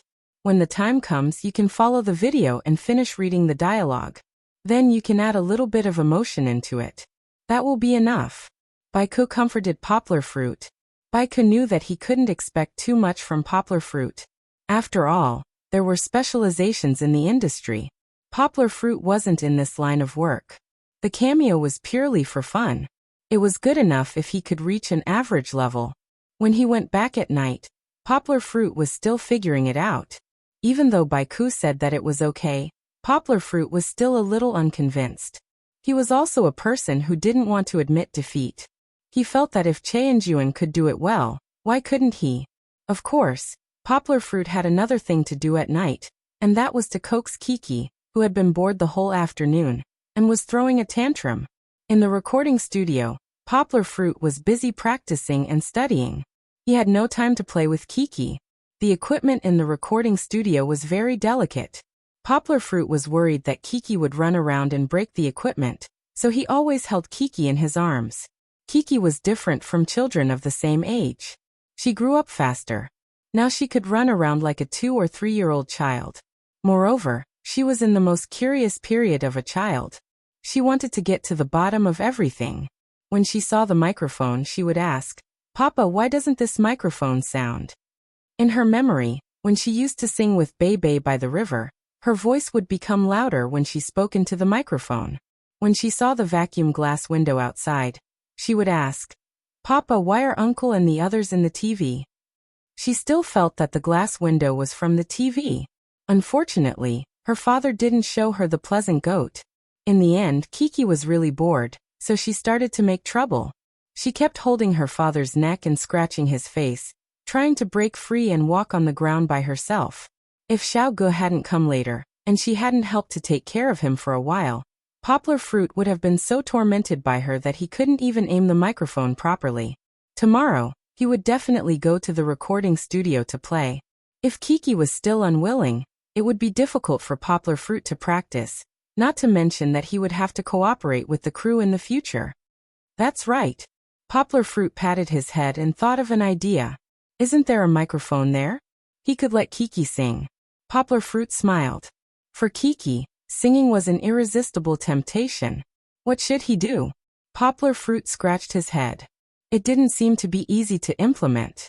This was because if Kiki sang at the side, she would also affect Poplar Fruit and the crew. Why don't I just get a computer and let Chi-Chi sit outside and watch cartoons? When Poplar Fruit was doing his dubbing inside, she could still see him through the glass window. This was a good idea. However, Poplar Fruit felt a little guilty, because Poplar Fruit usually strictly limited Kiki's time to watch TV. Now, for his own convenience, he let Kiki watch TV freely. This was not very appropriate. Or we can combine it. Poplar Fruit's brain was still quite flexible. He thought of another alternative. When he went inside to practice his dubbing, he would let Kiki watch cartoons outside. He would try to shorten the practice time as much as possible. Anyway, he didn't have many lines and most of the time, he spoke in other languages. As long as he mastered the technique, he would be able to draw inferences. After he came out, he would be able to take care of Kiki. At that time, they could go to the quiet room next door to sing. They just needed to bring a microphone over. There was definitely no shortage of microphones. The more Poplar Fruit thought about it, the more excited he became. He even thought of a recording studio. What was a recording studio for? That was a place to record songs. Only film companies would use it for dubbing. Why not take this opportunity to let Kiki record 2 songs? Poplar Fruit counted the songs that Kiki sang well. There were quite a lot. He would pick 2 of her best songs and record them for Fong Beibei. Poplar Fruit thought of Fong Beibei, who was far away in Yangcheng. Although she didn't say it, she still liked Kiki very much. If she could hear Kiki's songs, she would be very happy. Poplar Fruit had already changed the title of the song. It would be called Only Beibei is Good in the World.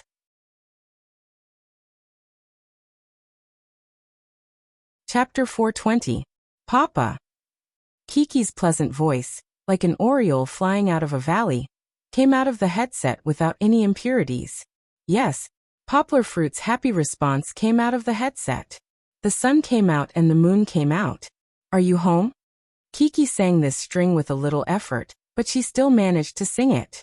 Even so, her recitation-like singing was still very pleasant. Yes. Poplar Fruit answered heartily. The stars came out.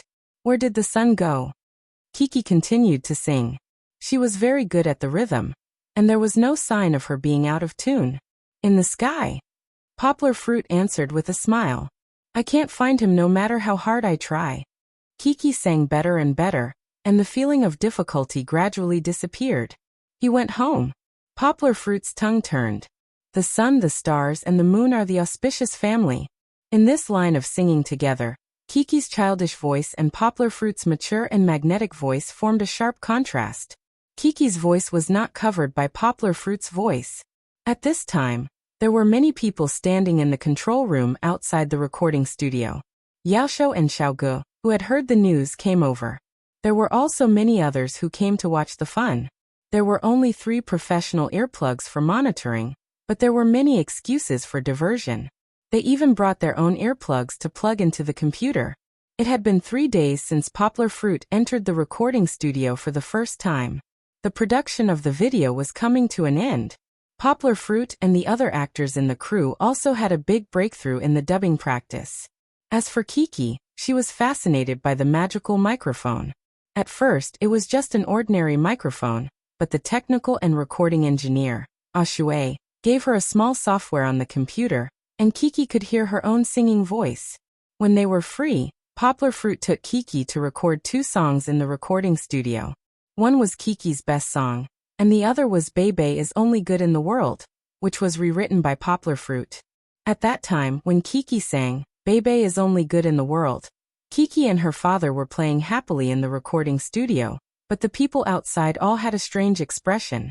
Before, in everyone's mind, Poplar Fruit and Zheng Yujie were obviously a couple.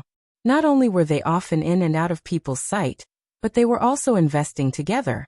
And the way Zheng Yujie looked at Poplar Fruit was not pure at all, okay? Even the way Poplar Fruit looked at Zheng Yujie made everyone think that he was trying to hide something. But now, everyone heard correctly. Kiki sang Beibei is Only Good in the World. The pronunciation of the name Beijing and Yujie were very different. There was no mistaking it. This name should be a girl's name, and the song was originally to praise her mother. If this girl's name was used, no one would believe that this name belonged to my daughter, who was the same age as Kiki. Using this song to sing about my daughter of the same age. Wasn't this nonsense? At that time, Baiku and Xiaoge looked at Cheonjuan together. Cheonjuan scratched his head and said, "Why are you looking at me?" "I don't know." He really didn't know. For the 2 girls around Poplar Fruit that he had secretly taken photos of before, he only knew the name Duan Xueqing. Who knew if this Bebe was Poplar Fruit's girlfriend? Cheon-juan had long recognized Poplar Fruit's romantic in his heart. Wasn't this a romantic youth? Cheon-juan didn't think there was any problem. As for President Yang's emotional problems, outsiders like them had no right to speak, and it was not good to discuss too much. They just turned a blind eye.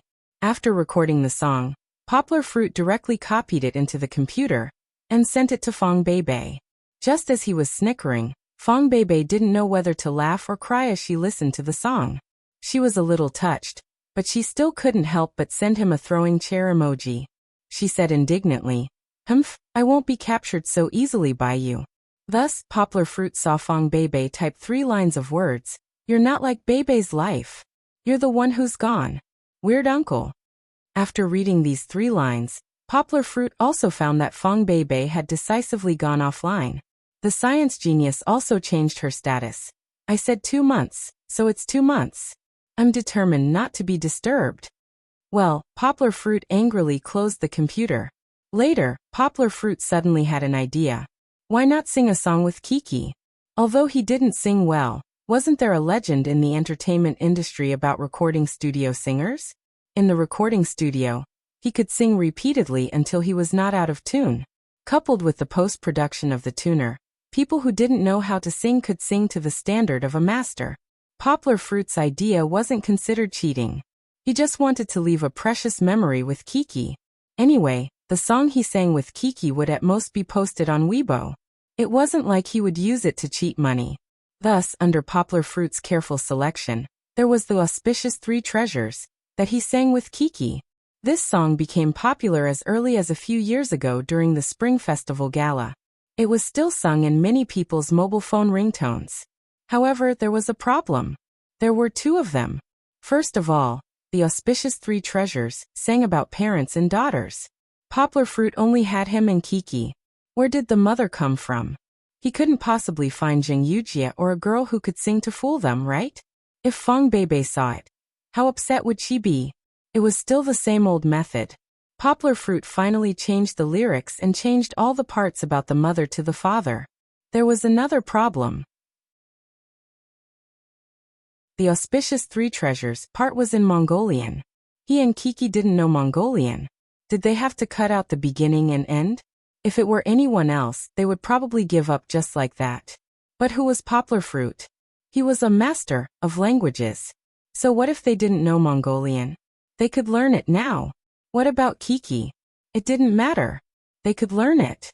Although it was impossible for Poplar Fruit to learn the entire Mongolian language in 1 or 2 days, Poplar Fruit could learn the basic pronunciation. Then through his teaching, Kiki could also learn to sing the lyrics, as long as the sound was similar. There were still some difficulties and twists. Poplar Fruit and Kiki practiced many times after they went back to the hotel. However, this learning speed was still very monstrous. For Kiki, who was less than 1.5 years old, her monstrous level was more powerful than Poplar Fruit. After singing a few times and entering the recording studio, Poplar Fruit felt that he was in a good state. His lyrics were only a few words, so he didn't have to worry too much about being out of tune. In addition, his voice was originally good. The people outside heard it through the earphones and praised him nonstop. And of course they were praising Kiki. Shun Air, take a picture. Did you take a picture? Calling Show took a break from the busy work, and even directed his exclusive cameraman to take a picture of Poplar Fruit. He was going to make a music video for Poplar Fruit. Although it couldn't be released on the market because of the copyright, didn't Poplar Fruit want to play? He might as well play a big one.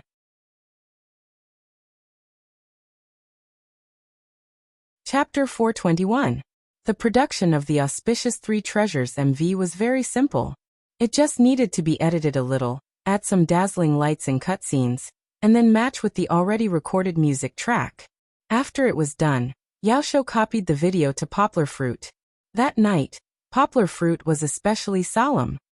He took a bath and changed clothes, then climbed into bed with his freshly washed daughter to watch the video. Kiki was hugged in her father's arms, her wet hair sticking to her father's waist. She was still too young, so Poplar Fruit put a pillow under her butt. Otherwise, she would sink into the quilt. Kiki looked at the computer screen expectantly. She still didn't know what to watch. But as long as she watched the TV, something interesting would definitely jump out. She opened the video. It was like the MVs of celebrities nowadays. There was a nice prelude. Poplar Fruit hugged Kiki and entered the scene. Under the editing, the scene in front didn't drag too much, as if it was fast-forwarded. Kiki soon sat down on the BB high chair. The subtitles showed the auspicious three treasures and the names of the singers, Poplar Fruit and Yang Luochi. Of course, Kiki didn't recognize them. She just strangely saw herself on the TV. Kiki happily pulled her father's finger, her little butt twisting as she pointed at the computer screen. I know you're in there. Keep watching, it's time to sing. Poplar Fruit smiled and touched Kiki's hair, helping her to tidy up her wet and tangled hair. Not long after, Chi-Chi's slightly excited and light singing voice came from the computer speakers. Kiki's voice was very nice, but Poplar Fruit found that the voice he heard in the MV was more mellow and sweet than Kiki's voice when he heard her sing live. The role of the tuner was displayed here. Hearing her own voice, Kiki's mouth opened into a cute shape. She finally understood that she was the one singing. "Ing," Kiki shyly called out, her two little hands covering her eyes. He didn't know if she was embarrassed because her singing wasn't that nice, or if she was just trying to cover her ears and steal a bell. Poplar Fruit felt a bump in his stomach. He took a look and found that Kiki had squeezed into his arms. Originally, Poplar Fruit was worried that his daughter would be too shy and unhappy, but he saw that Kiki's two little hands covering her face. Poplar Fruit saw Kiki's big eyes, blinking as she stared at the computer screen. Poplar Fruit, his hand pressed the space key, pausing the video. Although she didn't see Poplar Fruit's actions clearly, and didn't understand how the video was paused, Kiki could guess that it must have been her father, the big bad guy, who did it. She stopped pretending and let go of her hands, hugging her father's right hand and moaning, "Haha." Poplar Fruit laughed proudly and restarted the video with his other hand. The video was only a few minutes long. After watching it, Kiki reluctantly hugged the computer and watched it a few more times until her father urged her to go to bed. Poplar Fruit uploaded the MV to a video website that night and then posted it on Weibo. He also proudly posted a few photos of him and Kiki playing in Beijing. Of course, on Weibo he didn't forget to thank Beast and the others. The photos were seriously inconsistent with the video, but the Weibo post instantly ignited everyone's enthusiasm. Poplar Fruit closed Weibo and pondered over his translation experience. In just 2 hours, Poplar Fruit turned around and found that the Weibo post had been forwarded more than 50,000 times, and the number of his Weibo fans had increased by more than 20,000. Looking at this number, it was still rising. Beast and the others' reposts had a big effect, but the father-daughter pair's warm duet made many people envious. Just look at the envious, jealous, and hateful comments on Poplar Fruit's Weibo. There were still many questions in the comments, and to summarize, there were 2 more popular questions. The first one asked if Poplar Fruit was going to bring his daughter into the entertainment industry. The second one asked about Kiki's various information, such as her birth date and horoscope. There was also a guy with no integrity who asked Poplar Fruit's criteria for choosing a son-in-law. It seemed like Kiki's cuteness had already broken through the age barrier and captured the hearts of many strange uncles from all angles. Poplar Fruit felt that it was fun, so he posted a reply to everyone's comments. "Haha, I didn't expect everyone to be so enthusiastic." As for the questions in the comments, here are the answers. Firstly, I came to Beijing this time because of some investment reasons, and I made a guest appearance in Beast's micro-movie, unexpectedly. This micro-movie is very funny and awesome, so please look forward to it. As for Kiki and I, we have never planned to enter the entertainment industry. Secondly, for those who have designs on Kiki, Poplar Fruit is already sharpening his knife, so don't even think about escaping.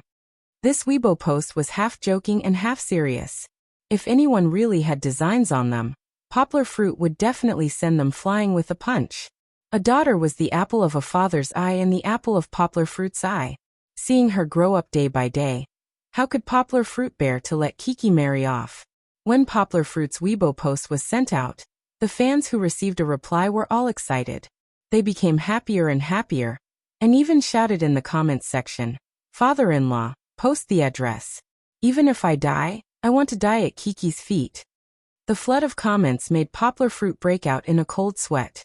Poplar Fruit scratched his head and decided to ignore this bunch of immoral people and go to sleep.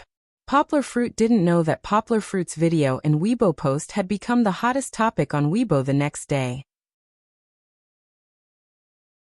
At the same time that he and Kiki became popular online, Beast's micromovie also gained a certain amount of popularity.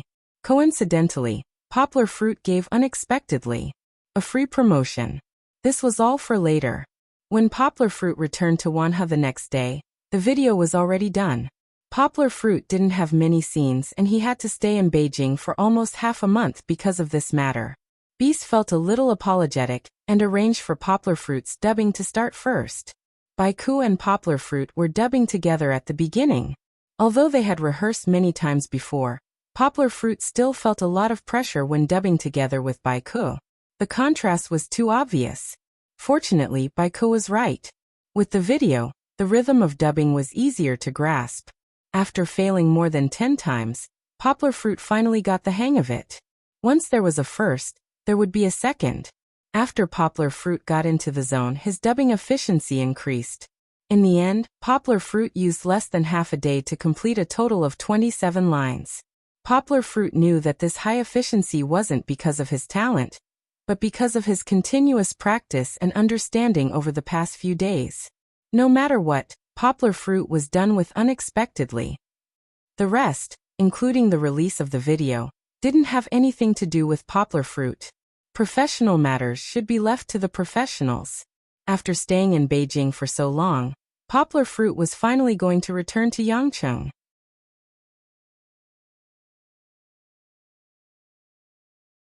Chapter 422. As soon as he got off the plane, Poplar Fruit turned on his phone and found that his phone was full of missed calls. He opened it and saw that they were all from Fat Dragon. What's wrong with this guy? Poplar Fruit frowned. Why did he call me so many times? Fat Dragon, this guy, do you guys remember him? Usually he was an otaku. Even though he owned a software company, the company was set up in his house, and a few like-minded people all lived in the same courtyard. According to his temper, even if the sky fell, he would not take the initiative to call Poplar Fruit. He was acting so strangely this time. Could there be something wrong with him? He carried Kiki onto the big suitcase and told her to hold on to the handle. Then Poplar Fruit pushed her out of the airport. Let's take the car. Even though she was facing the back and walking backwards, Kiki was still very excited. She held on to the handle with one hand and waved the other hand. Poplar Fruit pressed on the phone while paying attention to Kiki's movements, afraid that she would accidentally fall. After the call connected, Poplar Fruit held the phone between his shoulder and ear. His free hand could press on Kiki's back to prevent her from falling. Hey Fruit, why didn't you turn on your phone? Fat Dragon asked casually. Did you sleep the whole day? Bullshit. Poplar Fruit laughed. Do you think I'm as sleepy as you? I just got off the plane, and the plane doesn't allow me to turn on my phone, so I turned it off. What's the emergency? You called more than 20 times. Ah. Where are you flying to? Fat Dragon did not answer directly and asked in surprise. We didn't go anywhere. Poplar Fruit laughed. I just flew back to Guangzhou from Beijing. But don't think about gifts, I didn't buy anything this time. You went to play with your daughter, didn't you? Fat Dragon pursed his lips and said, What a coincidence. I was just about to look for you when you came back from the capital. It would be convenient if you were still there. You're also in the capital? Poplar Fruit stopped in surprise and asked, Why are you looking for me? Do you want me to go back? No, I'm still at home. A friend from Beijing wants to look for you. You don't have to go back. I'll get him to fly over here to find you. I have to go to Yangcheng as well, Fat Dragon said with a smile. By the way, you won't be going anywhere for the next 2 days, right? Don't go missing when I look for you. I didn't go anywhere. They're all in the apartment. I'll send you the address later, Poplar Fruit said. But by the way, why are you looking for me? I can't explain it clearly over the phone. Let's talk about it when the time comes. I have your address. Cousin gave it to me before, but I don't think I've been there yet. Okay, let's not talk about it anymore. I have a friend here looking for me, Fat Dragon said and hung up the phone. He was the kind of person who didn't like to drag things out. Even if he made a phone call, he would be annoyed if he talked for a few hours. So after talking for a few minutes, Fat Dragon was already impatient. Poplar Fruit didn't know whether to laugh or cry as he took the phone off his shoulder and put it in his pocket. He still didn't understand why Fat Dragon was looking for him. He only told him the information of a friend from Beijing and nothing else. I'm speechless. Poplar Fruit shook his head and continued to push Kiki, who was already making a fuss when the car stopped outside the airport. Today was a work day. Because Poplar Fruit went to Beijing and commandeered Poplar Fruit's Land Rover, Song Jiwen had to go to work. This meant that Poplar Fruit and Kiki could only take a taxi back. It was fine to take a taxi, but there weren't many cars. Poplar Fruit made a phone call a little late, and the taxis outside had all left. After waiting for a while, Poplar Fruit took out his phone and prepared to call a taxi driver that he often called to pick him up. Fortunately, there was a taxi that came late to Shanshan. We're back. Poplar Fruit hugged Kiki's stomach with one hand and hugged her to his chest. With the other hand, he carried the big suitcase up the stairs. The familiar apartment building and the familiar elevator felt really good. When he walked to the door of his house, Poplar Fruit could hear the sound of claws scratching the door in Song Jiwen's house. There was no need to guess. It must be Goldie, the little guy, who heard that Kiki was back and wanted to rush out to see her. Kiki didn't know it was Goldie. She walked over curiously and tilted her head to look at it, a little scared and a little curious. Woof woof. Poplar Fruit was still opening the door when Goldie's bark suddenly came out, startling Kiki. However, Kiki also quickly recognized it. She ran over, grabbed Poplar Fruit's trousers, raised her head and asked, "Papa, Goldie, Goldie." Poplar Fruit squatted down with a smile and picked up Kiki. He said, "Papa knows. I'm going to open the door and get the key." Before they had time to drag the suitcase into the house, Poplar Fruit went in first and took Song Jiwen's spare key. He went back to the corridor and opened the door of Song Jiwen's house. As soon as he opened the door, a golden fluffy shadow rushed out and happily circled around Poplar Fruit's feet. Then it sniffed up and down and couldn't help but pull Poplar Fruit's trousers and stand up. Poplar Fruit put down Kiki, who was happily struggling in his arms, and then pressed Goldie down and said with a smile, "Come on, let Papa see how you have been with Uncle Mosquito for more than half a month. Well, you've grown a lot. However, you've also gained a lot of weight. You must not exercise." Poplar Fruit patted Goldie's back gently. Goldie kept struggling, and Kiki also ran over to pull Poplar Fruit's hand. Poplar Fruit laughed and let go of Goldie to be intimate with Kiki. Goldie had grown a lot. Its size and weight were nearly twice as big as Kiki's. Being bumped by Goldie, Kiki couldn't stand and fell to the ground. Poplar Fruit was shocked and quickly bent down to check. However, when he saw that Kiki didn't feel much pain and kept laughing, Poplar Fruit was relieved. This reckless guy still had some sense of propriety. After closing Song Jiwen's door, Poplar Fruit carried the suitcase and took the two little guys home. As he packed, he scolded Goldie. "You and your Uncle Mosquito must have eaten a lot of junk food and didn't exercise. Look at how fat you are. Be careful, you won't be able to walk in the future. From tomorrow onwards, you and Kiki have to exercise with Papa. Do you understand?" Poplar Fruit carried a stack of clothes and put them down in the bedroom. Behind him was still the bell-like laughter and Goldie's low growls. Everything he said was in vain. No one dog listened to him. When he came out, he found that Goldie had already jumped onto the back of the sofa, and Kiki was still struggling to climb onto the sofa. Poplar Fruit looked at them for a while with his hands on his waist. He shook his head and ignored the two little guys who had already gone crazy from playing. He had just come back and had a lot of things to deal with. How could he have the time to care so much?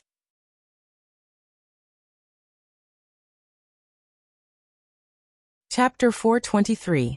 In the evening, Poplar Fruit practiced 3 hours of Thai and Hindi translation. Then he laid on his bed and began to plan his vacation. When he was walking with Zheng Yujie in Beijing, Yonggwa wasn't just casually talking about it. He wanted to free up more than a month for a vacation. Otherwise, his life would be completely immersed in work and learning.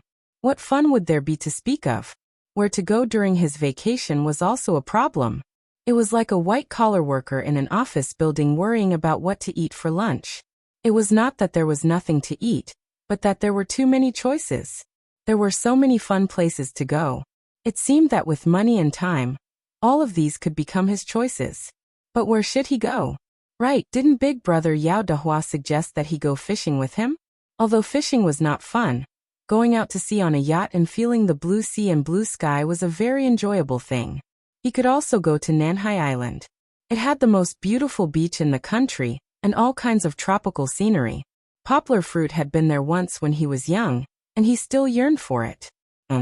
He could consider it.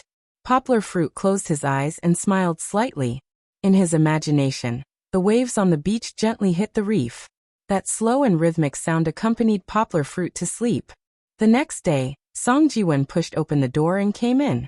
He picked up his breakfast from the dining table and threw the car key into Poplar fruit's arms. Here, I'll return the car to you. I'm going to work. Don't you need to drive? I'm waiting for someone today. I won't go out. Poplar fruit was drinking milk with Kiki. When he raised his head to take the key, Kiki, who was drinking milk from a small wooden bowl, also raised her head because of Uncle Mosquito's action. Both father and daughter had a white mustache on their lips. It was really like father like daughter. Why would he drive your car to work? The Land Rover is even more high-end than our leaders. Isn't it courting death if we drive there? Song Jiwen rolled his eyes and said. After Song Jiwen left, Poplar fruit had nothing to do. He was a person who couldn't stay idle. Originally, he didn't want to do anything and take a break.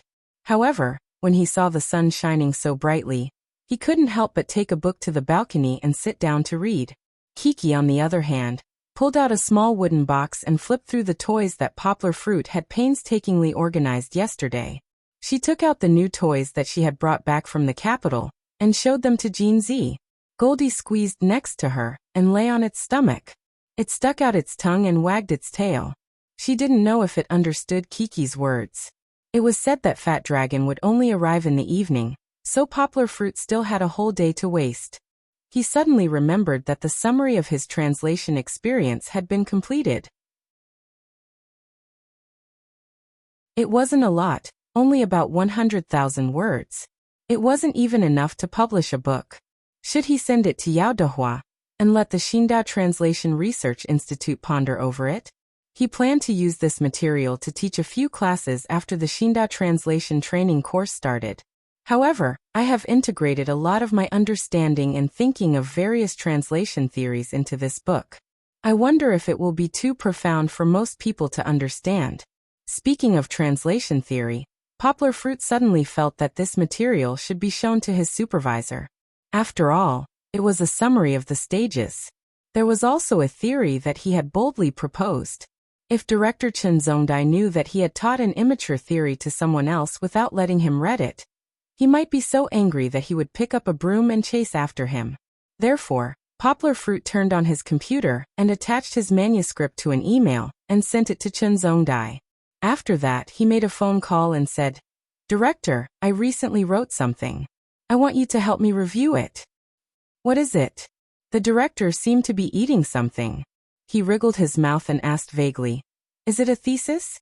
I don't think I assigned you a thesis, right?" "Oh right, I forgot to assign you a thesis." Poplar fruit was sweating. He didn't expect that a phone call would almost drag him into a trap. He scratched his head and said, "Director, it's the holidays now. Let's talk about the thesis next semester. I wrote that article myself. It's just a summary. You can just read it as a thought report." "I'm just kidding. Look at how scared you are. With your level, writing a thesis is a piece of cake." Chen Zongdai laughed. Poplar fruit also heard his wife complaining next to him. "Don't laugh while eating. Be careful not to choke."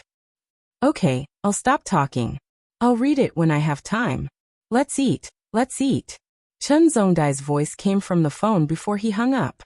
Yonggwa didn't continue listening. He pressed a button on his phone and put it down in a state of shock. Chen Zongdai was actually right. With Poplar fruit's current level, a thesis was no longer a problem for him. Poplar Fruit held Chunzongdai's book list and didn't know how many books and theses on translation theory he had read. However, anyone who had experienced the pain of writing theses in the last year of university would not have a good impression of writing theses. Even Poplar Fruit was the same. He still remembered the painful experience of reading a few big books and revising countless times when he was writing theses. Without the scary task of writing theses, this was still good. Poplar Fruit breathed a sigh of relief. At least his holiday could go on happily. Now was not bad. The quiet and peaceful days were still very comfortable. Cooking, drying sheets, and the sun was just right. In this fast-paced metropolis, Yonghua has a car and a house. Renting a house is fine, he has money anyway, so he can buy it if he wants. He also has a daughter and a dog. The only thing he lacks is a female owner. Fang Beibei's face appeared in Poplar Fruit's mind. It was as if they were back in their teacher's apartment. In that small apartment, Fang Beibei with her sleeves rolled up and wearing an apron was squeezed in the small kitchen with Poplar Fruit. The two of them inadvertently looked at each other, and sparks seemed to fly. Speaking of which, after Poplar Fruit returned to Yangcheng, his longing for Fang Beibei grew rapidly. Is this love?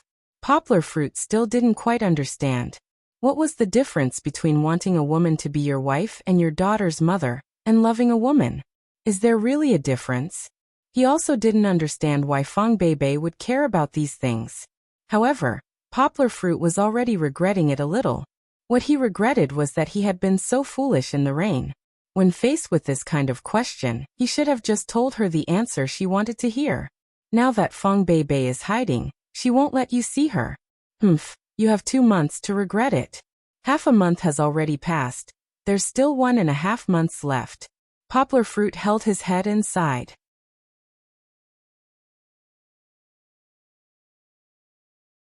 Chapter 424. When it was almost 5 o'clock, Poplar Fruit finally received a call from Fat Dragon. Hello Fruit, I picked up my friend. Fat Dragon's phone was very noisy. He was probably on the street. Do you have any restaurant recommendations? My friend wants to treat you to a meal. Poplar Fruit laughed. There's no need to spend so much money, right? He came all the way from Beijing. There's a need. He still has a favor to ask of you. Just say it, he's also a big boss. Fat Dragon laughed and said, a favor to ask of me? I'm just a scholar. What do I have that's worth your attention? Poplar Fruit laughed. If that's the case, then let's go to Yuang Palace. The Cantonese food there is more authentic. It seems like he won't be eating at home today. Poplar Fruit put the dishes back into the fridge. After changing his clothes, Poplar Fruit brought Kiki out and drove to Yuang Palace restaurant. When they were leaving, Kiki pestered Poplar Fruit to bring Gold along. Seeing Kiki and Gold looking at him with their watery eyes, Poplar Fruit's heart almost softened. He finally patted Kiki's little head and said, it's not good to bring Gold to eat this time. Next time, okay? The next time Daddy takes you out to play, I'll definitely bring Gold along. After much persuasion, Kiki reluctantly nodded. Actually, Poplar Fruit wasn't being perfunctory with Kiki. If there was a chance to bring Gold on a vacation, Poplar Fruit definitely wouldn't leave it at home. If he left it to Song Jiwen, it would become a little fat dog in the blink of an eye. When they arrived at Yuang Palace, Poplar Fruit saw Fat Dragon standing at the door with a balding middle-aged man beside him. Fat Dragon's friend? Looks like he's quite old. How did he make such a big friend? Aren't his friends all tech nerds? With a stomach full of questions, Poplar Fruit got out of the car with Kiki in his arms. Although Kiki wanted to get out and walk by herself, there was a lot of traffic outside the restaurant. Poplar Fruit was worried. Fat Dragon, why are you waiting outside? I have the private room number. Can't I just go and find you? Yonghua walked over with a smile and punched Fat Dragon's shoulder as she spoke. Hey Guogua, you're here. Fat Dragon turned his head and smiled. He pulled Poplar Fruit and introduced him to his friend. Uncle Hu, this is the Poplar Fruit I told you about. He's the original designer of Blizzard's new game. Poplar Fruit didn't know why Fat Dragon mentioned this. Very few people knew about this. Other than Poplar Fruit's close friends, he only mentioned it to a few family members. Of course, this included Fat Dragon. They had been friends for more than 10 years, and because of Poplar Fruit's brother-in-law, they were considered relatives. Poplar Fruit said humbly, No, it's just one of the reasons. Fat Dragon continued to introduce, Uncle whose name is Three Tigers Xing. Fruit, you might not have heard of his real name, but you definitely have heard of his pen name. You can't say it. Can't say it? Why can't I say it? Poplar Fruit was a little confused by Fat Dragon's last 3 words. However, memories from many years ago struck Poplar Fruit like a bolt of lightning, and he immediately reacted. Can't say it. Master can't say it. Poplar Fruit opened his eyes and said happily, You mean Master can't say it? Poplar Fruit, hello. Nice to meet you. Three Tigers Xing reached out his hand and shook Poplar Fruit's hand. He asked curiously, You still remember my pen name? Three Tigers Xing didn't use the word no, but remember, because this pen name used to be quite famous. However, it had been almost 5 years since he last used it. Of course I remember. Back then, I followed your mercenary world. Poplar Fruit laughed. I still remember that when I graduated from junior high school, I didn't have much money. I couldn't find any books in the rental bookstore, so I went to Fat Dragon's place and used his computer to read. At that time I didn't know what was wrong with Fat Dragon, but the chapters on his computer were more than what you posted online. If it wasn't for Fat Dragon's terrible writing skills, I would have thought that it was Fat Dragon who wrote it. Ahahaha. Fat Dragon laughed dryly. He almost jumped up and covered Poplar Fruit's mouth. He really touched a sore spot. This was Fat Dragon's dark history. Three Tigers Xing couldn't help but laugh. Then you should know what's going on now, right? Poplar Fruit laughed and looked at Fat Dragon. Fat Dragon waved his hand and said, Sigh, you exposed me again. It's okay, Uncle Who knows about this too. At that time, I was reading online and thought that Uncle Who was updating too slowly, so I hacked into Uncle Who's computer and copied all the chapters. Luckily you didn't leak it out. Otherwise, I would have suffered a huge loss. Three Tigers Xing laughed. Speaking of which, Poplar Fruit, the rental bookstore you mentioned is also a pirated book. It's not as good as the ones you and Fat Dragon read. At least, it's barely considered authentic. It wasn't convenient to talk outside, so Three Tigers Xing invited Poplar Fruit into the private room. After sitting down, Poplar Fruit asked curiously, Right, Fat Dragon, how did you and Uncle Who meet? We didn't know each other until we fought. Third Tiger Xing answered for Fat Dragon. He smiled and said, One day when I came back from work, I was sitting in front of the computer writing. Suddenly a notepad frame popped up. I was shocked at that time. Let me guess, was it Fat Dragon who urged you to update? Poplar Fruit laughed. Fat Dragon was also laughing at the side, but he didn't reply. Three Tiger Xing continued, That's right. The words in the notebook popped up on their own. That tone was the same as my book review page. They even confidently said that I'm not good enough, and that I only update once a day or something. At that time I was in happy times, and was considered a high-ranking person. I was usually very busy, so how could I have time to update? Three Tigers Xing said. Even now, I still think that updating once a day is a hooligan's behavior. How uncomfortable is it to keep the readers in suspense every day? Fat Dragon laughed and said, Did you update more after that? Poplar Fruit asked curiously. At that time he had already gone to high school in the city, so he didn't remember what happened after. Nope. Fat Dragon laughed. That's why I'm still brooding about it. You're considered the best out of all the readers, okay? Three Tigers Xing laughed. You're the first person in the world to see my updates, and you're still not satisfied. Anyway, it's because of this matter that we got to know each other. Three Tigers Xing recalled.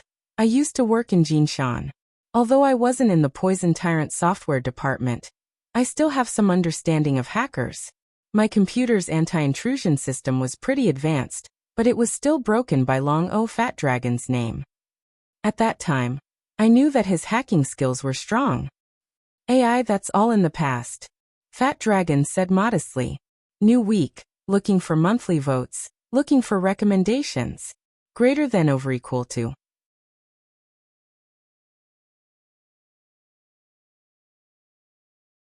Chapter 425. After ordering, Tiger Xing asked Poplar Fruit if he wanted to drink. Tiger Xing was from Shanzhong province, so alcohol was a must for every meal in the north. However, they were in the south, and he was facing Poplar Fruit. Poplar Fruit smiled as he declined. He used Kiki as an excuse so Tiger Xing didn't force him. Although he knew that Tiger Xing wasn't just here to chat, Poplar Fruit was still curious, and continued to chat. "Oh right, Uncle Hu, I haven't seen you write a new book after finishing Mercenary World. Did you change your pen name?" "No, I haven't." Tiger Xing smiled. "I went to work for an MMORPG company." Uncle Hu even became the CEO of that company. Fat Dragon added. "I've played their MMORPG before. It's average, but Uncle Hu runs it well." "Oh." Poplar Fruit nodded as he thought about it.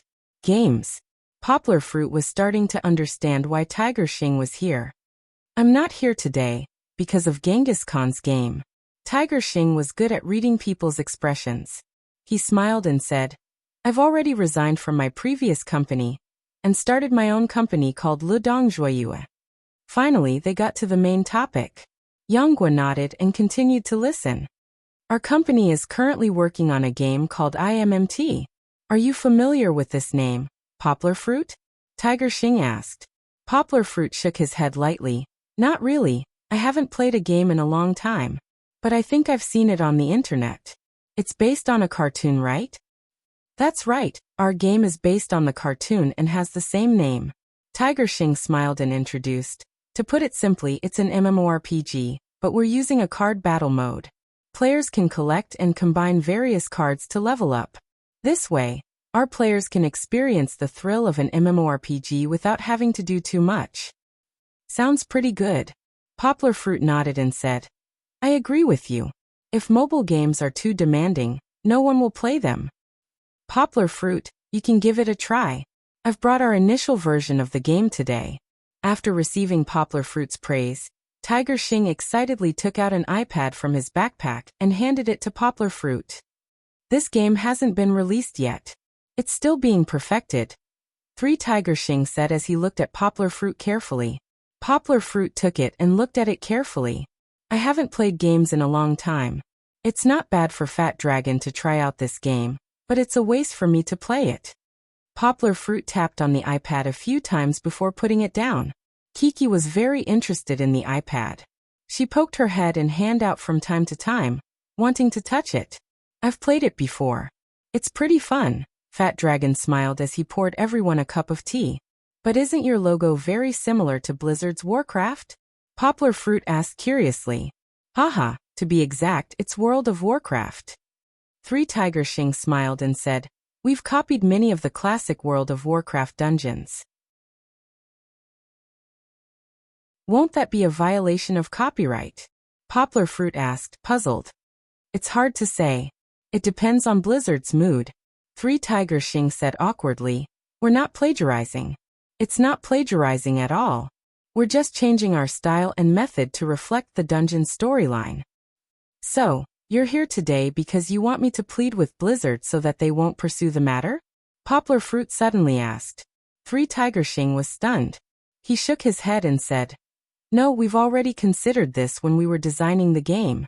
Although we've used some references, it's not plagiarism. So, even if Blizzard pursues the matter, we won't have any evidence to use against them." "Alright, don't keep me in suspense." Fat Dragon impatiently picked up a dish that had just been served and put it into his mouth. He said, "Let's eat first. Let me tell you, Guazi, Uncle Tiger came here today for nothing else but your 2 free promotional spots for Blizzard." "So it's really that?" Poplar Fruit suddenly realized. He had already guessed it when Tiger Xing said that he worked for a game company. Poplar Fruit couldn't help but look at Fat Dragon with a grumpy expression. It was all because of his big mouth.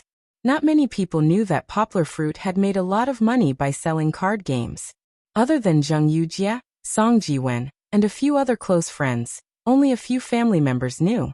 Even Poplar Fruit's parents didn't know the details. Poplar Fruit had met Fat Dragon the last time he went back. Poplar Fruit had talked to him about it. Poplar Fruit didn't say how much money he had made, but he had also talked about the thrill of visiting Blizzard, and the fact that Blizzard had promised to help him promote the 2 games for free because they owed him a favor. However, he still smiled and said, "I think this promise is nonsense. I don't know anything about game design. This is just a blind cat meeting a dead mouse. If you really want to thank me, you might as well give me cash." "Yes, Poplar Fruit, I really need your 2 spots." 3 Tiger Shing said sincerely, "There aren't many good domestic games, but I think that with Blizzard's recommendation and our own hard work, we can definitely make the best domestic game." Poplar Fruit asked curiously, "Don't you only have IMMT? Why do you need 2 spots?" 3 Tiger Shing said a little embarrassedly, "One of the slots is for IMMT, and the other is for the game that I'm going to modify with Mercenary World." Poplar Fruit admitted that Mercenary of the World was indeed very suitable for a game. The setting, the map, the variety of characters, and the various races were all unique. However, being suitable for a game didn't mean that it could be adapted into a fun game. There were many excellent novels that had been ruined by game developers. Seeing that Poplar Fruit was hesitating, Fat Dragon persuaded, "Poplar Fruit, those 2 spots are useless to you anyway. Why don't you sell them and exchange them for money? Isn't that what you said to me?" Poplar Fruit glared at him and said, "How is that the same? I said that Blizzard would give me money. These 2 spots are the favors that Blizzard and my friends owe me. If I exchange them for money, am I still human? Can we still be friends?" That cough cough. 3 Tiger Shing waved his hand weakly between them and coughed. He said a little embarrassedly, "Poplar Fruit, I don't want to buy them with money." He stammered and said with a red face, "Our company doesn't have much money now. We can't afford to buy them."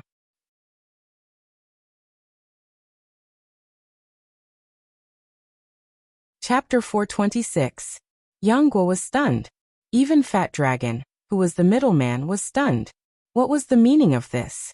Did he want it for free? Based on what? Based on the fact that he was once the author of a novel that Poplar Fruit followed? Wasn't that ridiculous? Fat Dragon couldn't help but ask, "Uncle Hu, what did you say?" 3 Tiger Shing explained with a red face, "Our company really doesn't have any money left. It's like this. It turned out that a year ago, Tiger Shing and his 5 friends had set up this company. At that time, they had only $3 million in capital. Originally, they had a bright future because they were all veterans in the industry. On average, each of them had more than 6 years of game development experience. Before they set up their company, they had countless achievements. However, a few months ago, in order to get the exclusive rights to IMMT, Ludong Zhuiyue threw in 3 million. Ludong Zhuiyue didn't have a lot of funds to begin with, and this amount of money was a huge investment for Ludong Zhuiyue. After a few months of development, the game was starting to take shape, but Ludong Zhuiyue had reached the point where they had to resort to layoffs to keep the company running. If other big game developers like NetEase knew that Poplar Fruit had 2 powerful weapons in his hands, they would definitely flock to him. They wouldn't even bat an eye if he asked for 3 million. However, for the current Ludong Zhuiyue, they couldn't even afford 300,000, let alone 3 million. Hearing this, Poplar Fruit shook his head and said, "It doesn't matter if Ludong Zhuiyue has the money or not. I won't sell this favor for money, because I'd feel bad if I let my friends down. My suggestion is this." 3 Tiger Shing carefully looked at Poplar Fruit's expression and said, "I'll use Ludong's shares in exchange, and after Poplar Fruit owns the shares in Ludong Zhuiyue, then the game will be yours. That way, you won't let your friends down, because you'll have a share of the games they recommend." This made Poplar Fruit feel very conflicted. He helplessly glared at Fat Dragon. Originally, it was fine, but Fat Dragon had caused trouble for him. This really made Poplar Fruit's head hurt. "Uncle Hu," Fat Dragon said, "I want to discuss with Guogua. Why don't you go and see if there are any drinks and ask the front desk for one for Guogua's daughter?" Fat Dragon was very straightforward. He wanted to send Tiger Shing away. Tiger Shing understood. He smiled and said, "Okay, I'll see if there's any coconut or milk." With that, he got up and left. After the door closed, Poplar Fruit immediately turned around and stared at Fat Dragon. "What are you doing? Are you trying to trick me? Why didn't you discuss this with me before? Now that he's here, how do you expect me to reject him?" Stop, don't be angry, Fat Dragon said with a smile. You're also my relative. Moreover, with our many years of friendship, why would I trick you? Poplar Fruit wanted to say something, but Fat Dragon interrupted him. Listen to me first. I've been in contact with Uncle Hu all these years. He's a good person, and he's very good at business. He's someone who can accomplish things. You stay at home every day. What do you know about being able to accomplish things? Poplar Fruit didn't know whether to laugh or cry at Fat Dragon's face under the bridge that day. Sigh, I'm really not lying to you. Fat Dragon smiled. You've seen his game and I've played it too. I said it was good just now because I didn't want Tiger Xing to raise the price. In fact, I think this game is quite interesting. Although it hasn't been tested yet, it's definitely a game that will be popular. Poplar Fruit looked at Fat Dragon suspiciously. Fat Dragon advised, I'm thinking for your own good. At that time, I thought that since you owe me a favor, I might as well sell it for a good price. I just didn't expect Ledong to be so poor. But now's a good opportunity. Didn't you see? He's even willing to exchange his shares for it. Fat Dragon's eyes flashed as he laughed. Ludong isn't worth much now, but once the game is released, it'll definitely be worth a lot of money. If you don't believe me, just take a look. But why do I feel that it's not reliable? Poplar Fruit mumbled. I don't know much about games, and I know even less about mobile games. If I own a mobile game company, wouldn't I be easily cheated? I'm not lying to you. Fat Dragon patted his chest and said, with my many years of gaming experience, my name Main Tank will definitely be popular in the future. Mobile games are very profitable, and even I want to make a mobile game. Poplar Fruit hesitated and said, no, I need to think about this. It's okay, think about it. Fat Dragon said casually. You're waiting for the right price to sell, so don't be in a hurry. The longer you drag it out, the more shares he might give you. Poplar Fruit rolled his eyes at Fat Dragon and said, I haven't agreed to sell, don't add fuel to the fire. I know. Fat Dragon said nonchalantly. Fat Dragon went out to call 3 Tiger Xing back.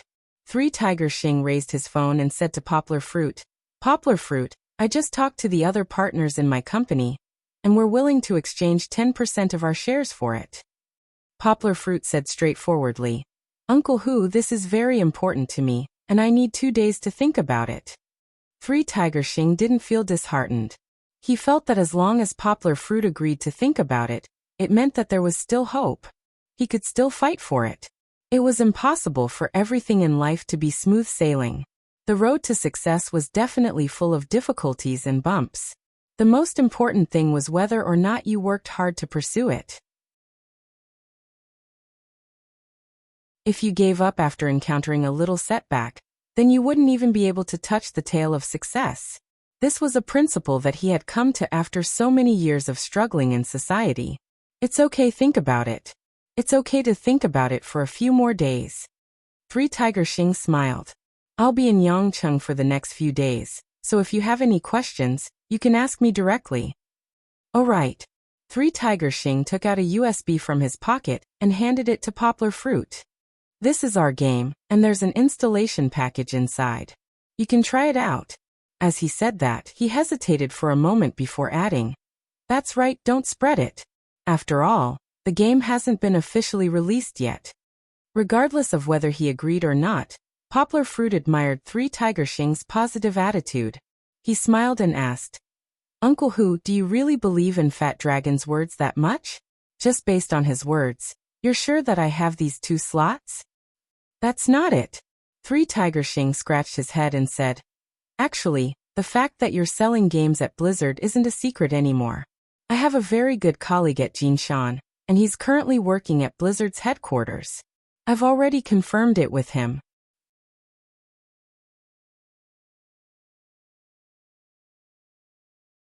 Chapter 427. After they finished talking about business, they didn't talk about the game during dinner. Instead, Triple Tiger Xing changed the topic to something that everyone was interested in.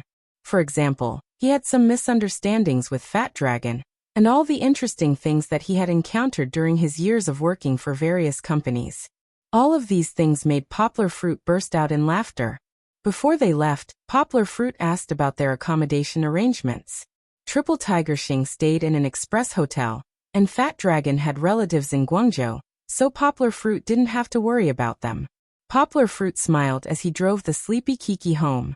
Today's dinner topics were too profound for Chi-Chi to listen to. She tapped her bowl and chopsticks in boredom at the side. It was only 9 o'clock, but Chi-Chi was already sleepy as if she was listening to a lullaby. When they got home, Poplar Fruit searched for Triple Tiger Xing's information on the internet. There wasn't much information on the internet, but it was the same as what Triple Tiger Xing had told him. He hesitated for a moment, then dialed Zheng Yujia's number. "What's up? It's late, and Kiki is asleep. You're bored, so you want to talk to me?" Zheng Yujia was wrapped in a thin blanket and curled up on the sofa, watching a soap opera. "Ha, why would I look for you if I'm bored?" Poplar Fruit laughed and said, "Besides, do you think I'm bored?" "I knew you'd say that." Zheng Yujia looked at Poplar Fruit with disdain and said, "Say it, Mr. Poplar Fruit. You never visit a temple without a reason. What's the matter?" "Help me investigate a person in Beijing." Poplar Fruit briefly explained Triple Tiger Xing's situation.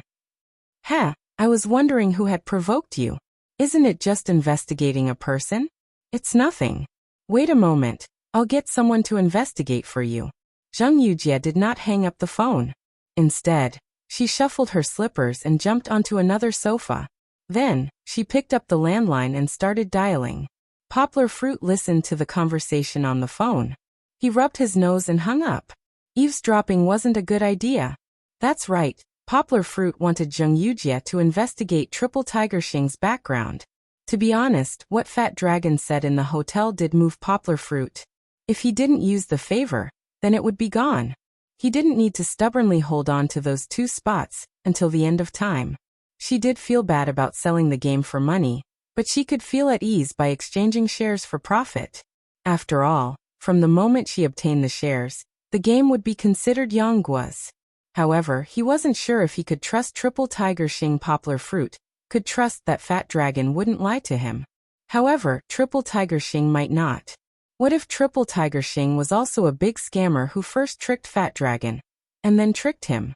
Don't think that Poplar Fruit's 2 spots weren't worth money. There was nothing to cheat. However, what if Triple Tiger Xing was a shell company? He tricked Poplar Fruit and Blizzard into giving him 2 spots, and then sold them to other game companies. When that time came, Poplar Fruit wouldn't even know that he had been cheated. Therefore, whether Poplar Fruit accepted or not, it was important to confirm the other party's authenticity before considering. After a while, Zheng Yujia called back. "That's right. I checked. There is such a company. The other information is also true." "So fast?" Poplar Fruit asked in surprise. "Of course. Don't you know who did it?" Zheng Yujia was proud for a while. Then she explained, "I have a friend who is an official in Zhongguancun. I just need to ask." "Okay, I got it. Thank you." Poplar Fruit was about to put down the phone. "Hey," Zheng Yujia quickly shouted. "You're just going to throw me away after using me? Do you dislike me that much? Don't tell me Fang Beibei is right next to you." When she said this name, Zheng Yujia was jealous of the jealousy in her voice. "No," Poplar Fruit denied. "Because there's nothing else. Do you want to continue talking?" Poplar Fruit's honest answer made Zheng Yujia feel a little better. Maybe it was because she knew that Fang Beibei wasn't next to Poplar Fruit in the middle of the night. She said, "Let's talk. It's rare for you to take the initiative to call me." Zheng Yujia said, "But Poplar Fruit, I think your business is quite big. You're a teacher in graduate school, a translator, and a CEO. Not only are you investing in the entertainment industry, but you're also planning to enter the high-tech game industry." Poplar Fruit said speechlessly, "Investing in Wanha? Aren't you the one who dragged me into this? You're still blaming me." They were too familiar with each other. When they talked, they would occasionally mock each other. It wasn't necessarily a quarrel. It was just a reflection of friendship. "Hey, look at you. You're always so slow. If I didn't act first and report later, would you be willing to invest money?" Zheng Yujia curled her lips and waved her hand. Poplar Fruit, who had the grace of a southern man, seemed a little stingy when he spoke in front of Zheng Yujia. who was like a northern woman. However, Poplar Fruit didn't care. He also lay on the sofa and continued to talk to Zheng Yujie. It's not reasonable. But you said that I had to get involved. Didn't I agree? Isn't that enough of a friend? Okay, you're a good friend. Zheng Yujie didn't continue to dwell on this issue. She rolled her eyes and said, the 2 spots you mentioned, are they a bonus when you sold the game you designed with my daughter's friend? Poplar Fruit hesitated for a moment. He decided not to explain to her whether the term, my daughter's friend, was correct. He simply said, yes. Zheng Yujie was silent for a moment. Suddenly she said coquettishly, okay, I don't care. I want to invest too. Go and ask Tiger Xing if he wants to sell his company's shares. I'll buy as many as you have. Zheng Yujie said the last sentence very boldly. Didn't you say that you don't have money? Poplar Fruit asked. Why are you so generous now? If you have money, pay me back first. Madam, it's 5 million. Ha ha ha. Zheng Yujie laughed dryly. Right, I don't have money. I forgot. Forget it. I won't get involved in this matter. You play by yourself. Bye-bye. After that, Zheng Yujie hung up the phone as if she was escaping. It wasn't that she couldn't pay back Poplar Fruit's money. It was only 5 million. Zheng Yujie didn't want to pay it back to Poplar Fruit. She wanted to do something with Poplar Fruit, so she dragged Poplar Fruit into this. If Poplar Fruit got away, wouldn't her little abacus fall through? Looking at the phone that had been hung up, Poplar Fruit sighed softly. He wasn't a stingy person. In his heart, he had no intention of chasing Zheng Yujie to pay back the money. Poplar Fruit more or less understood Zheng Yujie's thoughts. The reason why he used the excuse of asking Zheng Yujie to pay back the money to scare Zheng Yujie away was mainly because Poplar Fruit had other considerations in this matter. Poplar Fruit didn't want Fang Beibei to be implicated. If Fang Beibei saw Zheng Yujie getting involved, she would have a grudge in her heart.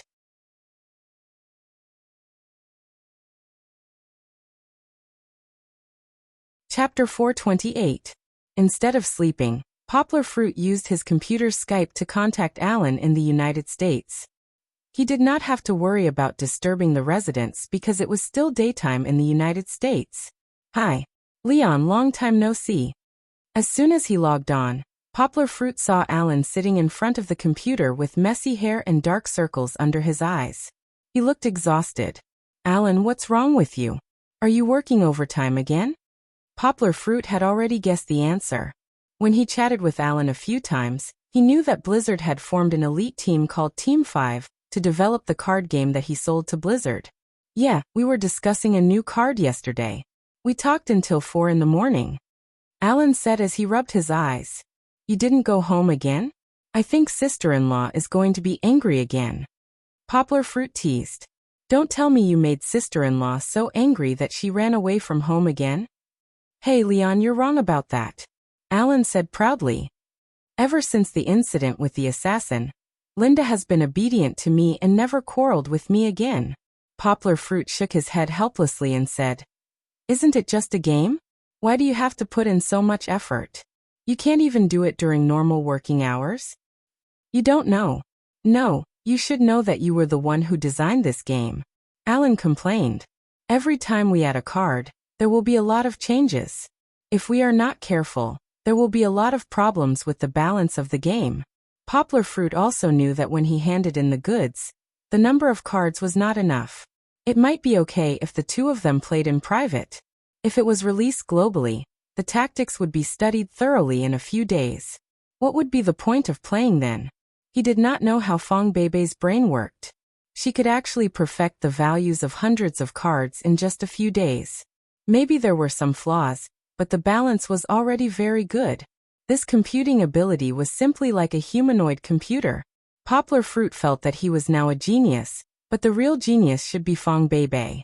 She was a genuine innate genius, while Poplar Fruit could only be regarded as an acquired genius. Okay, no matter what, you have to take care of yourself. Poplar Fruit advised. Don't always stay up late. Hee hee Leon, you didn't look for me this time just to show concern for me, right? Although Alan was obsessed with games, he wasn't stupid. Otherwise, he wouldn't have been the CEO of Blizzard. Yes, I'm looking for you for something else. Poplar Fruit said frankly. I have a game in my hands right now. My friend introduced it to me and said that it's pretty good. He wants me to invest in it, and also wants me to invite you guys to promote it.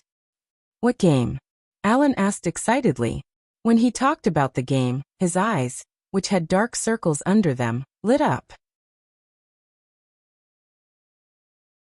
I can make a copy for you to test, but you have to promise not to leak it to a third person.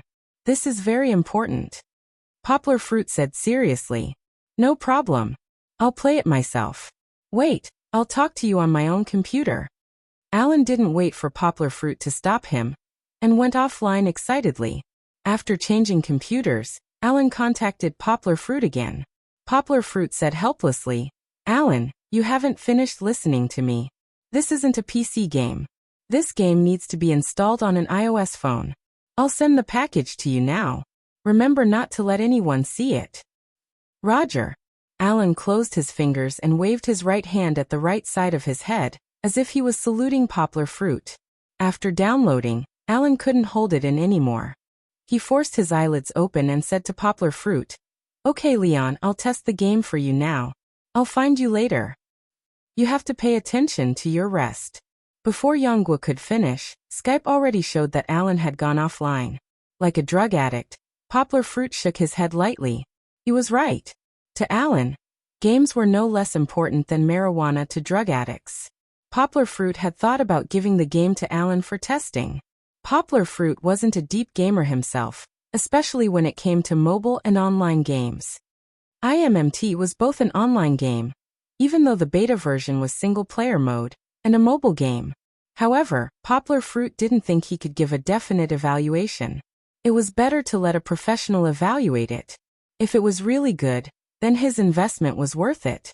If even Alan didn't think it was good, then Poplar Fruit didn't think it was necessary to agree to 3 Tiger Shing's conditions. Poplar Fruit couldn't afford to lose face like this. If Blizzard helped promote the game, then at least the game had to be passable. I'll get Song Jiwen to test it tomorrow. Poplar Fruit thought to himself as he climbed into bed. Actually, if it was just Poplar Fruit's personal matter, he wouldn't have made such a big deal out of it. However, these 2 spots were shared between him and Fong Beibei. Strictly speaking, these 2 spots were given to Poplar Fruit by Blizzard, but it's up to Poplar Fruit to think about it. When he woke up the next morning, Poplar Fruit glanced at the computer screen that hadn't been turned off all night. Seeing that there was still no news from Alan, he went out to train. When he came back, Poplar Fruit took the opportunity to get Song Jiwen's phone from Song Jiwen. What's your dad doing? Song Jiwen asked Kiki, who was sitting next to him and drinking her first bottle of milk in the morning, while eating porridge and taking 2 bites of the white and fat bun. Kiki vigilantly protected her milk bottle. When she saw that Uncle Mosquito didn't covet her milk, she put it down. She lowered her head and said in a low voice, Papa is eating with Uncle Fat. After saying that, Chi-Chi even let out a burp. She tilted her head back and nodded. Even she herself was laughing. So many things had happened last night, but the only thing she remembered was the amazing fat dragon. Song Jiwen was confused by Chi-Chi's nonsensical answer. He shook his head blankly and said speechlessly, What the hell? I don't understand. Uncle Mosquito is so stupid. Kiki held her milk bottle tightly with one hand and gestured in the air with the other hand. Uncle Fat, this so fat. After that, she burped again. Don't talk. Drink your milk. Poplar Fruit came over and patted Kiki's chest gently with his palm. He said with a smile, Drink more and you won't burp anymore. After dealing with Kiki, Poplar Fruit handed Song Jiwen's phone to him and said, I installed a game for you. Help me see if it's fun. Don't let others see it. Hey. Song Jiwen smiled and said, Don't worry. I'll be very careful when playing games at work. After Song Jiwen left, Poplar Fruit began to think about what to do next. However, at around 9 o'clock, Poplar Fruit received a phone call. You're tuning in to the Li Mei's Wuxia Whispers YouTube channel. We're so grateful for your support, and don't forget to subscribe to join us on this incredible journey through captivating stories. Your generosity through donations truly makes a world of difference. as it's the primary source of revenue that allows me to expand and enhance this channel for you. Thank you from the bottom of my heart for being a part of this adventure.